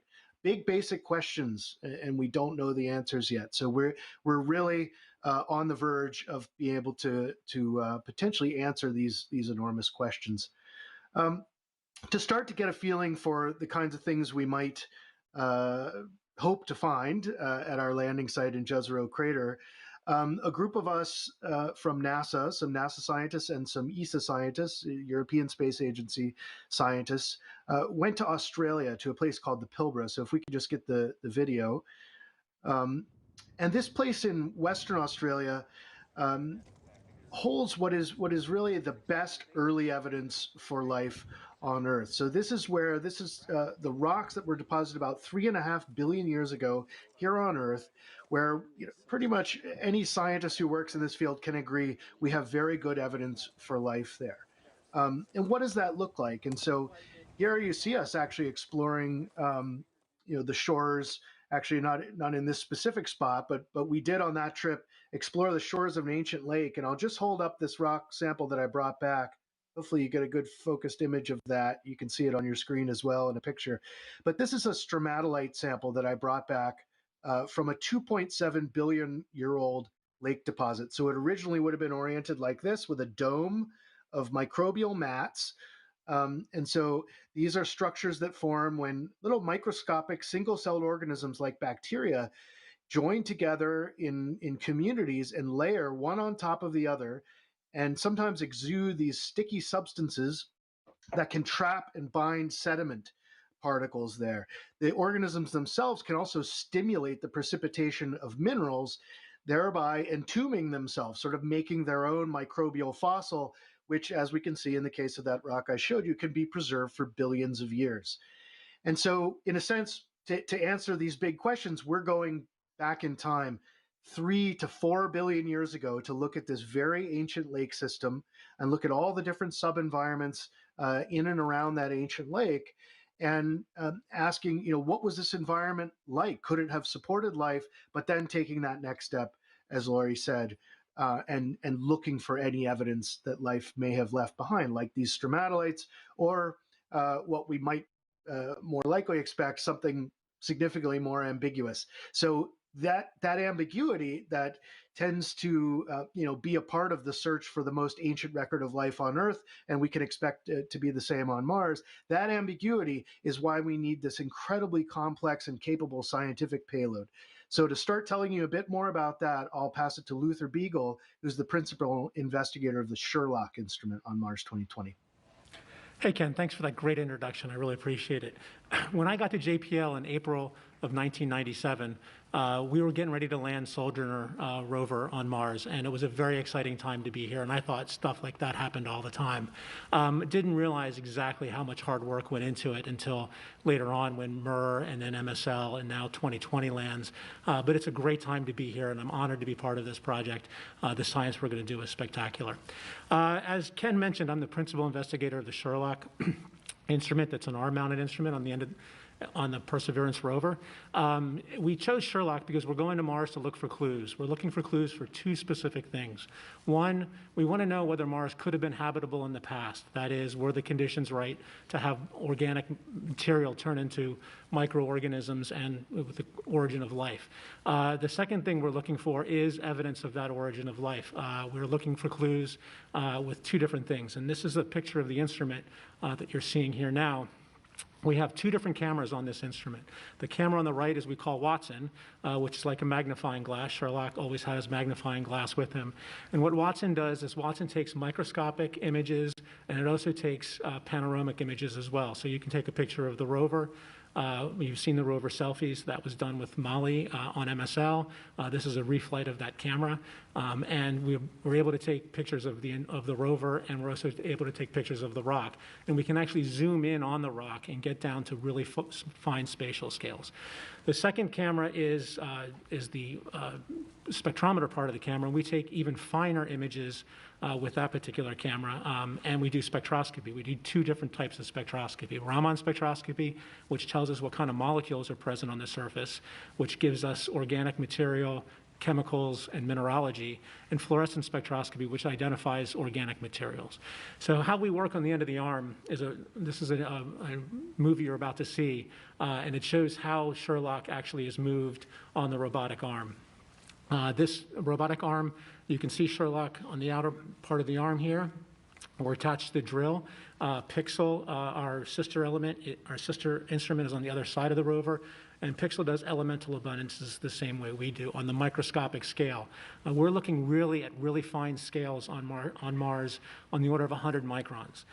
That's about the size of a human hair, and we're looking for clues in those very small regions. This is the way the arm moves. This is a video showing how we get deployed. We don't bring the sample to us. We go to the sample. So you can see really how slow the arm moves and how deliberate it is. The arm is really, really big, and we can actually, we command it to about 5 centimeters above the surface. We're a contactless instrument. And what we are actually doing is, slide one, is we're able to map things out. We're able to take an image of a very fine microscopic image, and we're able to take our laser and raster it across the surface and identify organic material, minerals, and the like. And we're able to do that with Pixel too. So the image on the left is a stromatolite like Ken showed that we obtained from Australia, and we took two different images at the bottom. The Sherlock one is in the small red box, and the Pixel one is in the larger red rectangle box. Pixel identifies where different elements are, and we map them out, and so we can map out context in the images with actual organic and mineral maps on the right. And this tells us a lot more about the rock than just doing one instrument by itself. So we can take our measurements and combine them with Pixel and then combine them with SuperCam, which we'll hear about in a second, and get a really better idea of what the entire sample is all about. The next slide shows a stromatolite. And this particular stromatolite is from the Pilbara region, and we got it a few years ago, and we wanted to show what we could do with Sherlock. And so what we did was we scanned across the surface. We took an image, that's the top image, and we scanned across the entire image. And wherever you see deep blue is where there was a microorganism, a single-celled organism existed. And where you don't see any dark blue, you see that's not, there's no little or no organisms there. So we scan across, and where you see organic, or excuse me, when you see microorganisms on the outside of the rock, you can see them in cracks, you can see them in fissures, which is where you would think that organisms would live because they have accessibility to both water and nutrients. There were two features on this particular scan that we weren't quite sure about. One is in the upper right-hand corner, the dark blue on the rock, and then one is on the bottom left-hand corner, the purplish feature down there. What these two features are actually the fingerprints of a postdoc that accidentally picked up the rock. So this shows you exactly how sensitive Sherlock is. We actually were able to identify the fact that he picked up this rock without any gloves on, which then contaminated the surface, and we could get his fingerprints from that surface. So that's kind of what Sherlock does. And for the to understand where our samples are looking at in context, I'm going to throw it over to Jim Bell, who's the principal investigator of Mastcam-Z. Jim? Hey, thanks, Luther. I am super excited about being able to talk about the science of our mission, and I'm also just super fortunate to have been able to participate in all 4 of NASA's rover missions to Mars so far in my career. And so this upcoming 7 Minutes of Terror on Thursday will be my 5th ride down these particular Class 5 rapids, and just really looking forward to the great ride the engineers are going to give us, and then the great science that we're going to do with this mission. I'm here in the Mission Operations Center at Arizona State University in Tempe. This is the Mission Operations Center for the Mastcam-Z camera-mounted instruments on Perseverance. This is where our part of the science and engineering team will be watching the landing. Because of COVID, the 400 or 500 members of the science team can't be all together at JPL like we normally are and jumping up and down, yelling and screaming with the engineers. We can't do that. So we're all back at our home institutions, and we'll be running our part of the investigation here from campus in Tempe. So we'll be doing the day-to-day health assessment of the cameras, the calibration, the image processing, and getting that information out to the rest of the science team, as well as to the public via the JPL and NASA public websites. So if I could have my first slide up. So this rover is loaded with engineering and science cameras galore and microphones, and you'll hear more about those later. This rover and this mission is going to be a feast for the eyes and ears. It's really going to be spectacular. 23 cameras on the rover and its descent stage itself, plus 2 more cameras on the helicopter, 25 cameras total, the most camera-heavy mission of deep space robotic exploration ever sent out there. So very, very excited about that. And the cameras that we'll be operating and using to help achieve our mission goals are called Mastcam-Z. If you go to the next one, please, next slide. You can see them up on the mast, and the technician here doing some final cleaning and checkout. Those square aperture ends there, you can see, and I've got a little model here I can show off. It's about the size, each one of those is about the size of a typical can of tennis balls, for example, and we have 2 of them. The 2 of them give us stereo vision. They're the Z in Mastcam-Z stands for zoom. So we can go from wide angle stereo view of the landscape all the way to telephoto, super close up, high resolution view of the landscape. We can resolve features on the millimeter scale close in to the rover, and on the centimeter scale off at the distance. We can see, for example, something and resolve something the size of a housefly at the length of a football field. So here's an example of the zoom capability in the next slides here, taking the cameras and pointing them out the laboratory window. We go from the wide angle view of that ridge, it's about 1 kilometer away, all the way zooming in to full telephoto. So we've spent the past 7 years designing, manufacturing, testing these cameras in close collaboration with our colleagues at Mail and Space Science Systems in San Diego, who have done a lot of really great deep space cameras. We took the engineering model cameras out in the Mars yard just last week. This is the engineering model rover. We used this to test everything that we're going to do on the real rover. And we took this beautiful 360-degree panorama at a relatively wide angle setting. So about 142 images go into this RGB color panorama. And so we can see all the way around and the rover itself. And this is an example of one of the early products that we'll get from one of the early sols on the mission. After we pop that mast up and take our first 360-degree look around. We can also project that into a selfie. Here's the same view projected looking down onto the rover. Of course, the cameras tilt up and down as well. We can look down on the rover and take a picture of the deck for characterizing the things on the deck that the engineers are interested in, as well as our calibration targets, which we're very interested in to make sure we get the colors right.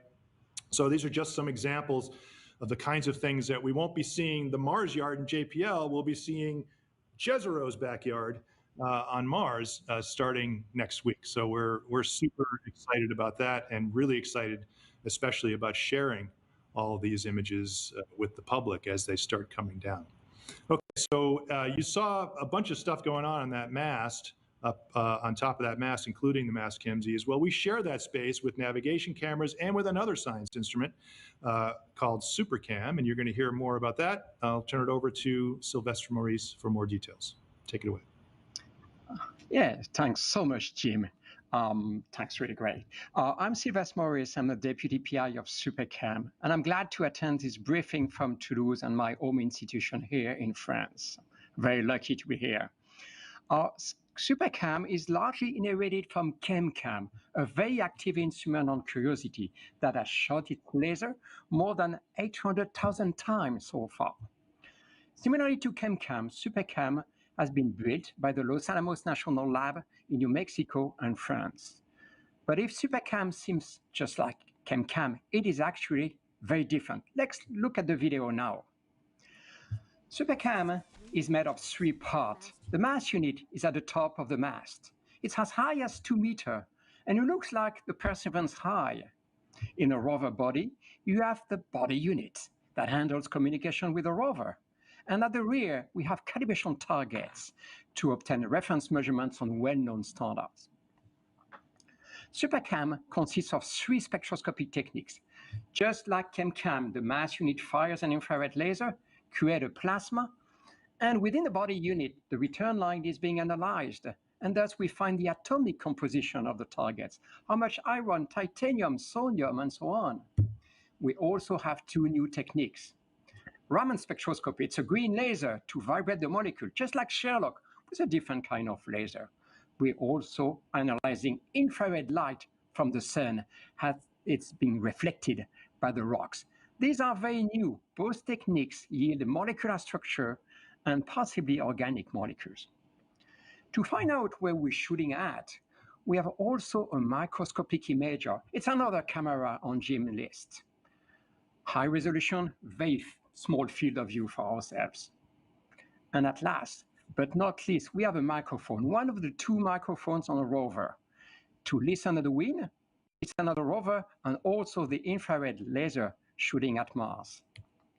Well, you can see that SuperCam is quite a complex instrument, and yet a very powerful one. It can look at the atmosphere, at rocks, from 2 meter distance to up to 7 meters without moving the rover, and at scale as small as 1 millimeter. So SuperCam will characterize in situ the habitability and search for traces of life. It will support sample caching. That is, we're going to help to find the best sample to pick up. And also we're going to document their geological context. That is SuperCam. Back to you, Marina. Thank you so much, Sylvester, and thank you so much to our panelist presenters. We are now ready to take media questions. Remember to press *1 to get put in the queue, and please direct your questions to one of the panelists in particular. We're also taking questions through the hashtag Countdown to Mars. Our first caller is Chelsea Goad with Space.com. Good afternoon, Chelsea. Good afternoon. Thank you for taking my question. My question is for Ken Williford. You mentioned that you and the larger team studied stromatolites in Australia to demonstrate finding and scanning microorganisms in rock cracks and fissures. Do you expect that if and when Perseverance does identify evidence of ancient organisms on Mars, that these organisms might be similar to the microbes you studied as an analog in Australia? Wow, it's a fantastic question. So we did go to this specific location in the Pilbara in Western Australia for an important reason, and that's because, in a certain way, looking at the earliest evidence for life on Earth is our best analog to the challenge we have in front of us.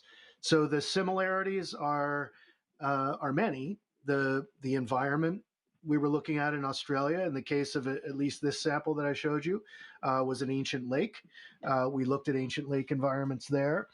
And I think it's fair enough to say, of course, I could go on forever on this topic, but it's fair enough to say that life that we're looking for, sort of a life as we know it, would be cellular.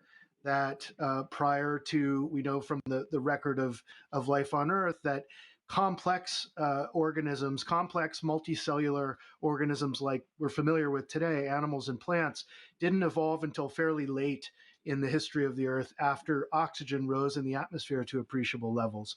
So we don't think anything like that happened on Mars. And so we think it's as likely as not that anything that was alive on Mars 3.5 billion years ago would be similar to Earth bacteria and similar organisms called archaea, which are the kind of organisms that we think made these stromatolites that we find in Western Australia.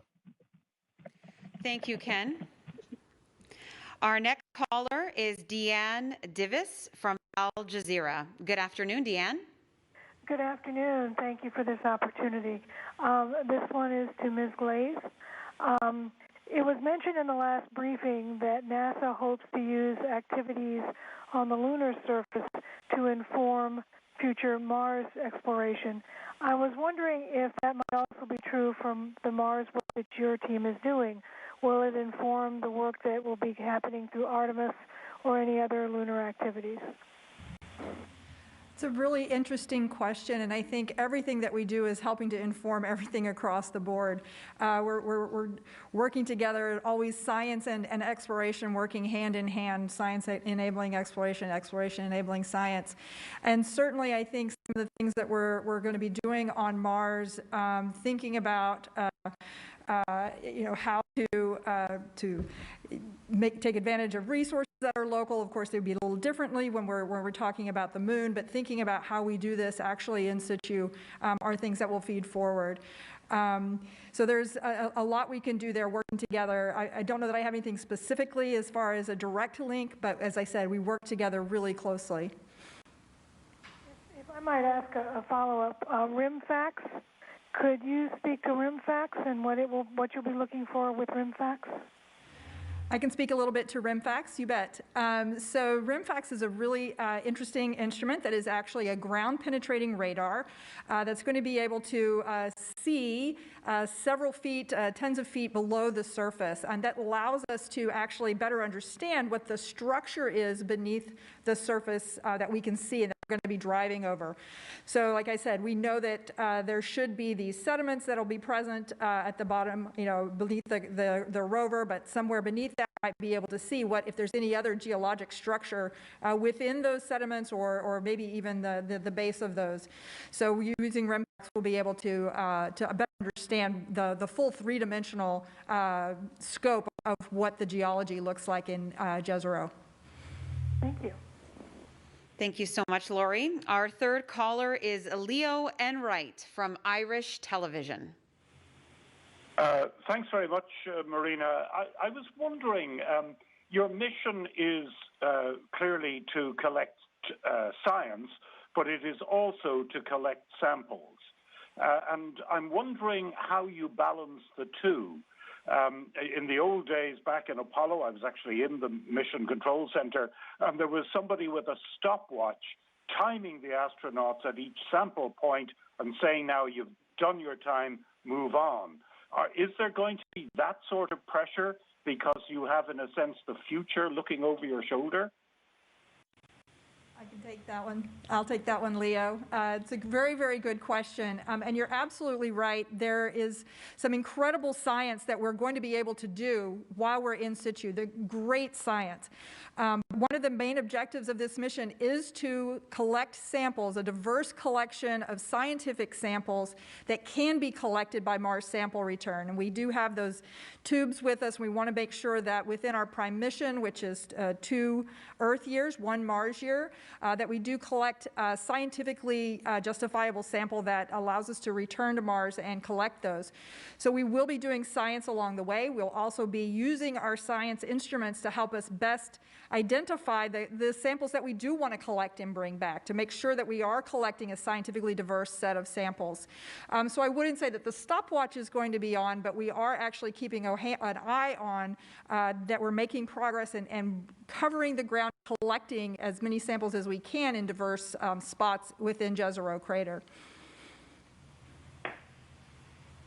Thank you, Lori, and thank you, Leo, for calling in. Our next caller is Peter Warren with the Star Tribune. Good afternoon, Peter. Hi, thanks for doing this. This question's for Silvestri and sort of more about the process and working with people on the actual science. What was it like collaborating with Roger Wiens on the SuperCam? Well, thanks so much. I'm not sure I got all the questions. I'm sorry for that. Could you repeat the last part of your question? Yeah, what was it like collaborating with Roger on the SuperCam? Oh, that's an easy one. It was great. This kind of project between two countries that are so complex, you need to have an excellent relationship between the people first. So with Roger Wiens, we've been collaborating together for the last 20 years, I guess. First on ChemCam, now on SuperCam, and we have future project, hopefully. So it's fairly easy. The trick was for us to have an instrument that could define on different parts. We took in France the upper part on the mast with simple interfaces with the rover and just one link to the body unit. And they take care, and Roger takes care of talking to the rover. So you define your interface of your hardware, you have a good relationship, and life is easy, honestly, very easy. Good project. Well, thank you so much for that, Sylvester, and thank you to Peter for calling in. Now we're going to switch over to social media. Remember, you can ask questions on our social media platform by using the hashtag #CountdownToMars. The first question is Carol on Facebook. She asks, does any of the science in the Mars 2020 mission give insight to benefit human health? Luther, would you like to take that? Oh, I've never been asked that question before. I think that a lot of what we do does help benefit human health in that we're trying to make portable and miniaturize different instruments and different techniques, which you can easily move out into the commercial field. I know that a lot of what we're doing on Mars and what we did for Sherlock is going to be integrated into food chains to understand whether there's contamination, whether there's insects contamination and things like that. And that really it plays a part. It's commercialization. The laser that we developed will get smaller and more robust and be able to fit in food trucks and things like that. And I think every instrument probably can tell that same story. Thank you, Luther. Conrad on Facebook asks, when can we see the first video and pictures from landing? Do you want to take that, Jim? Sure. So everything goes according to plan on Thursday. It's possible we could get the hazard avoidance cameras, HazCam, wide-angle images down in that very first downlink. Of course, we don't know exactly how everything's going to go, but if not then there's I believe Mars Odyssey pass just a few hours after landing, maybe 3 hours or so. That could provide an opportunity for some of the first images. And we land with the mast down, tucked onto the deck for safety, and so we won't pop that mast up for a day or two. And then once we do that, then the Mastcam-Zs, the navigation cameras, SuperCam can really start to see the surroundings and the landscape. So I would expect, and certainly am planning, that sort of over the course of the weekend, as various press conferences and other events go on with updates on the mission, that the imaging data will start to roll out pretty quickly. Also, as part of that, those early downlinks, some of the movies that the cameras are taking as the rover comes down, there are video cameras that are recording the parachute from the rover looking up, that are recording the rover from the descent stage looking down, that are recording the ground getting closer as we get closer to the surface. Parts of those movies could start coming down within the first few days as well. And then looking a little bit into the future, as we get preparing for the helicopter operations, we'll be using the Mastcam-Z cameras to take movies of the helicopter flights. And I'm really excited about doing that and sharing those movies with the public, as well as, of course, with the engineering team. We are all getting excited to see that for sure. Thank you, Jim. We have a follow-up question from Leo Enright with Irish Television. Good afternoon, Leo. Yeah, thanks again. Actually, for Jim Bell, you just mentioned the helicopter.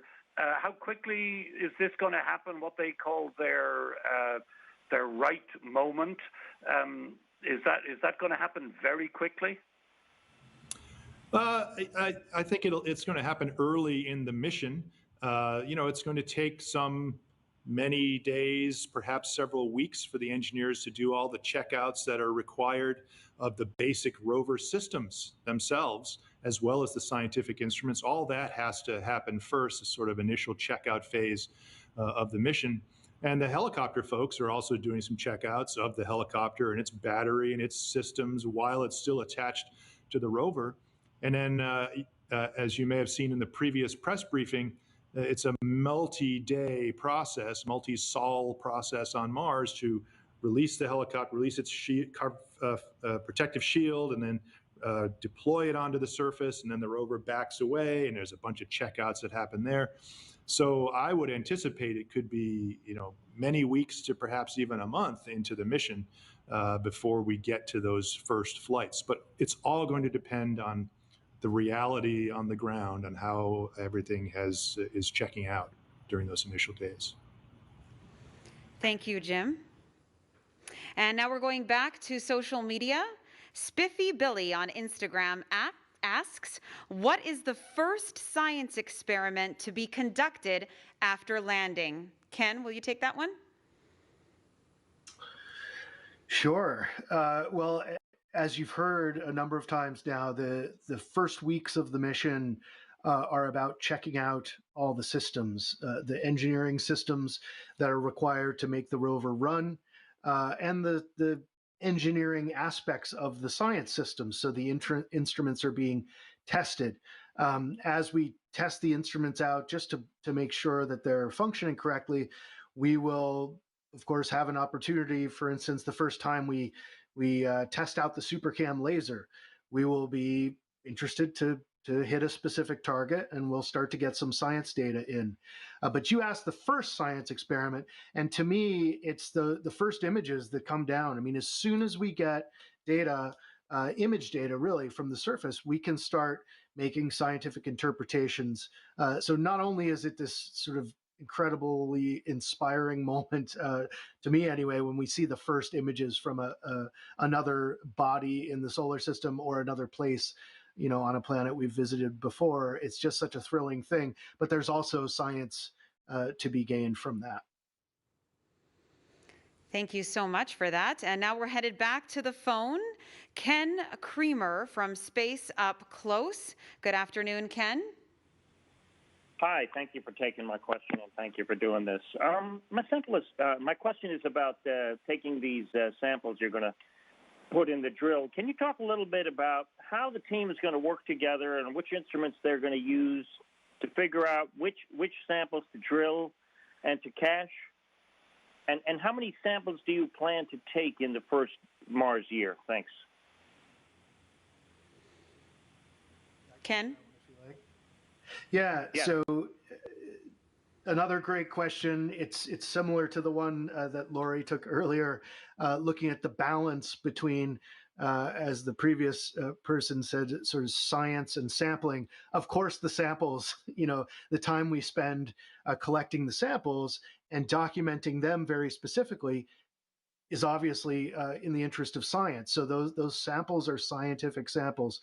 A large part of the science we do while we're not, actively collecting a sample or in the few days leading up to that, is science that we're doing to provide context for those samples.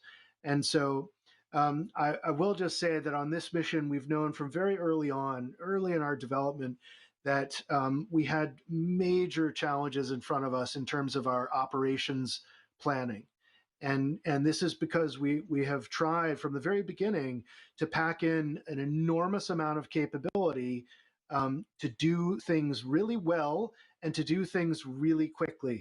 Because this opportunity to select scientifically and collect and return samples from Mars is so extraordinary that we want to be able to really make it as rich a mission as possible. And so we've been planning from very early on, strategically, if you like. It was a 4 or 5 year process that led us to select our landing site. That was all part of the planning. And then once we have the landing site, we could use the science team to plan strategically more specifically. And so as we did that, we would often go back to this quote that's attributed to Eisenhower. That's something like, I've always found when going into battle that plans are useless, but planning is indispensable. And so we know that all this planning effort is indispensable. We have to do it. It helps us get better at refining our processes and finding that balance that we mentioned earlier. The time we spend with the stopwatch on collecting the samples and the time we allow ourselves to be driven a little bit more by our curiosity and letting this discovery lead us to the next. We have to do both of those things to make the best of this opportunity. And really it comes down to the time we spend planning and then our ability to flexibly adapt as Mars inevitably throws surprises at us. Thank you so much, Ken. You also asked how many samples we're planning to collect, which is a key question. So we have 43 sample tubes on board. So we hope to collect, around 40 samples, but the idea is that 30 samples could be returned. Those return missions, which are, not final yet completely, but that's the capability that NASA is looking at right now, is an ability to return 30 samples. Thank you so much. Next question is coming from social media. Amal on Twitter asks, how will the microphone help you in exploring Mars? Can you take that, Sylvester? Oh, yes, I can, because that's an excellent question, because it's the first time we're having microphones on Mars. Has been tried a few times, was never really implemented. So this time we have two. So one of them is mostly technology, is going to record the landing, and that is important. And if it works, after we land, it's going to be used for science, of course. The other one is part of SuperChem. The idea is it's opening a new world. We know there are sounds because we produce sounds, the rover produces sound, laser produce sounds, but there are also winds, different types of winds that create turbulence. That's one point. The second is that we have an atmosphere that propagates the sounds. It does not propagate very fast. Actually, it's slower than Earth. It doesn't matter so much. It's also dimmer. It's very loud. And the high pitch sounds don't propagate very well. But put everything together, yes, we will hear some new sounds. With the atmosphere, we're going to the winds, we're going to learn about the atmosphere turbulence, the convections, and the small-scale temperature changes. With the laser is going to hit the rocks, and it's like knocking on wood, on whatever concrete you have. By just listening to this zap, we can infer what is the hardness of the rocks. So it's a new place, a new place to hear, and we're really excited with these two microphones. Thank you, Sylvester. We go back to the phone lines with a follow-up question from Leo Enright with Irish Television. Leo? Thanks very much, Marina. Sorry for dominating. But since the opportunity is here, I wanted to ask Dr. Maurice about the French Operations Center for Science and Exploration. I think the acronym is FOXY. Can you talk a little bit about how that is going to operate during the time that the rover is on Mars? And what opportunities are there for young Europeans, French, obviously, but also Germans and even Irish, to get involved on Mars with FOXY?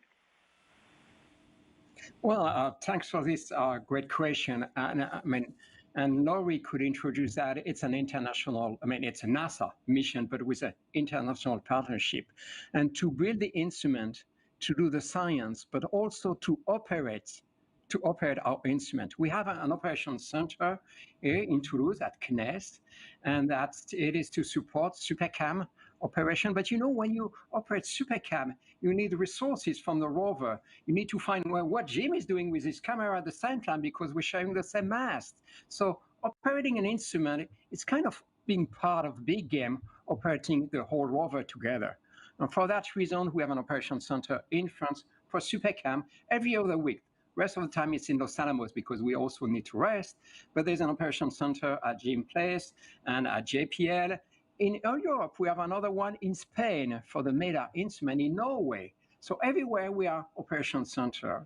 Of course, it is for the team. We are welcoming our students. It's a great way for them to learn how we operate a spacecraft. And it is by operating a spacecraft, an instrument, you can really dive into the science. And that's really the spirit of this mission, that everyone who is doing science should try, if possible, to be part of the ops process, because that's where you define what kind of science you want to do. It can be in Europe, can be everywhere. In the US, it's all together. Thank you so much, Sylvester. And on that line of inspiring the next generation, Christina on Facebook asks, how will you be inspiring school children, and in particular girls, into science through Perseverance? Laurie, can you take that? Sure. I think that NASA takes that responsibility incredibly seriously. That we know that the work that we're doing is absolutely inspirational, and certainly, the Perseverance Rover is no exception, and Ingenuity helicopter as well, no exception. These are absolutely inspirational, and so I certainly encourage anyone that's out there to make sure you check out. We've got materials that are available online at go.nasa.gov/Mars Toolkit, I believe. And make sure you check that out, because STEM Toolkit, I think it's the Mars STEM Toolkit. And make sure you check that out. There's all kinds of ways for students around the world to get engaged through the Mars Perseverance Challenge. Get engaged there. There's lots and lots of opportunities for engagement and to get involved with NASA and come along with us as we go through this incredibly exciting time to land, but also as we go forward, stay engaged and follow us as we explore Mars. Thank you, Laurie. And another question for you from Citizen Science. Are you going to accept volunteers to analyze information we get from the rover? I can take that one as well. There are always opportunities for citizen science, and this is another area that we are really excited about, the incredible discoveries that citizen scientists are making across the board in so many different disciplines. And of course, we're going to have tons of data available through this mission, and I'm sure that there will be opportunities. I don't know of them specifically that I can cite right now, but I know that there will be specific opportunities, and I don't know if any of the instrument folks that are online with us know of anything related to their instruments they might want to share, but I know that there's going to be an incredible amount of data, and citizen science is a great opportunity, again, to enhance what we are able to do with our science teams, which are only so many people, and there's just an incredible amount of data out there. A lot of ways to get involved. Yeah, I could chime in a little bit on that as well. Marina? Go ahead, Jim. Oh, sure. So just a couple of things from an imaging perspective. We will be sharing all of the images from all of those cameras on the rover shortly after landing. They'll go out onto a website that JPL is hosting, and we've done this with previous rovers, Spirit and Opportunity, and other NASA missions. So that gets real data, imaging data, into the hands of anybody who wants to do anything with it, and sort of acknowledging the fact that there is a large community of amateur imaging enthusiasts, people who make their own Andy Warhol false color composites and mosaics and panoramas. Will have a place on the ASU Mastcam-Z website where people can upload the products that they've produced from Mastcam-Z data. And then we'll feature some of those and, you know, talk about what kids are doing, or kids with their teachers for class projects, or just other enthusiasts. So I totally agree with Lori that our aim is to involve as many people as possible, getting their hands on some real data and making some real contributions to this mission. Yes, Ken?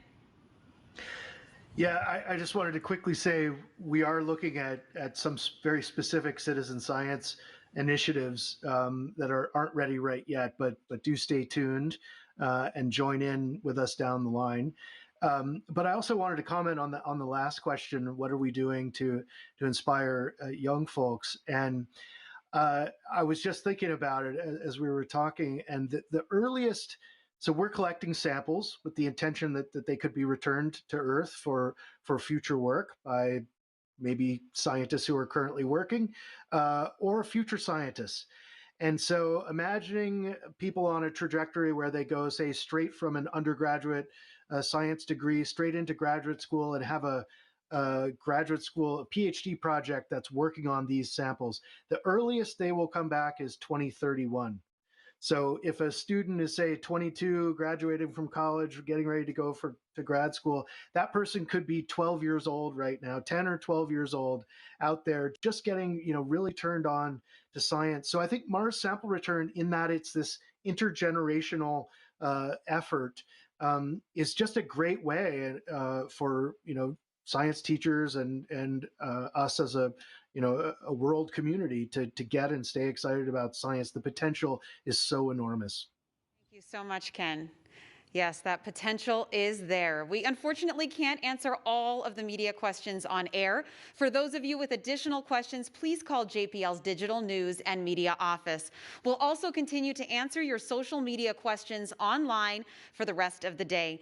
Thank you for your questions, and thank you so much to all of our panelists for joining us today.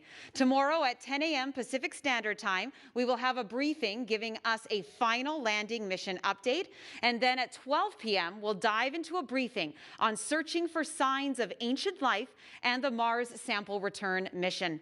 Perseverance is set to land on Mars on February 18th with commentary beginning at 11:15 a.m. Pacific Standard Time.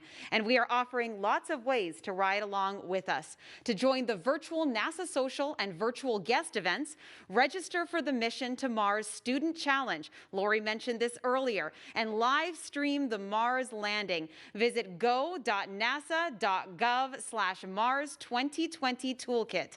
For those of you interested in a deeper dive, we have a new press kit available online too, with lots of information and graphics describing the rover and its mission.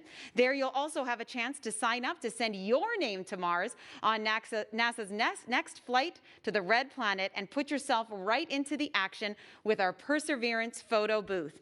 You can pose next to the rover, place yourself in our mission control, and even see what you might look like taking a selfie on the Red Planet. Again, it's all available at go.nasa.gov/Mars 2020 Toolkit. If you're on social media, join the conversation with the mission on Facebook and Twitter.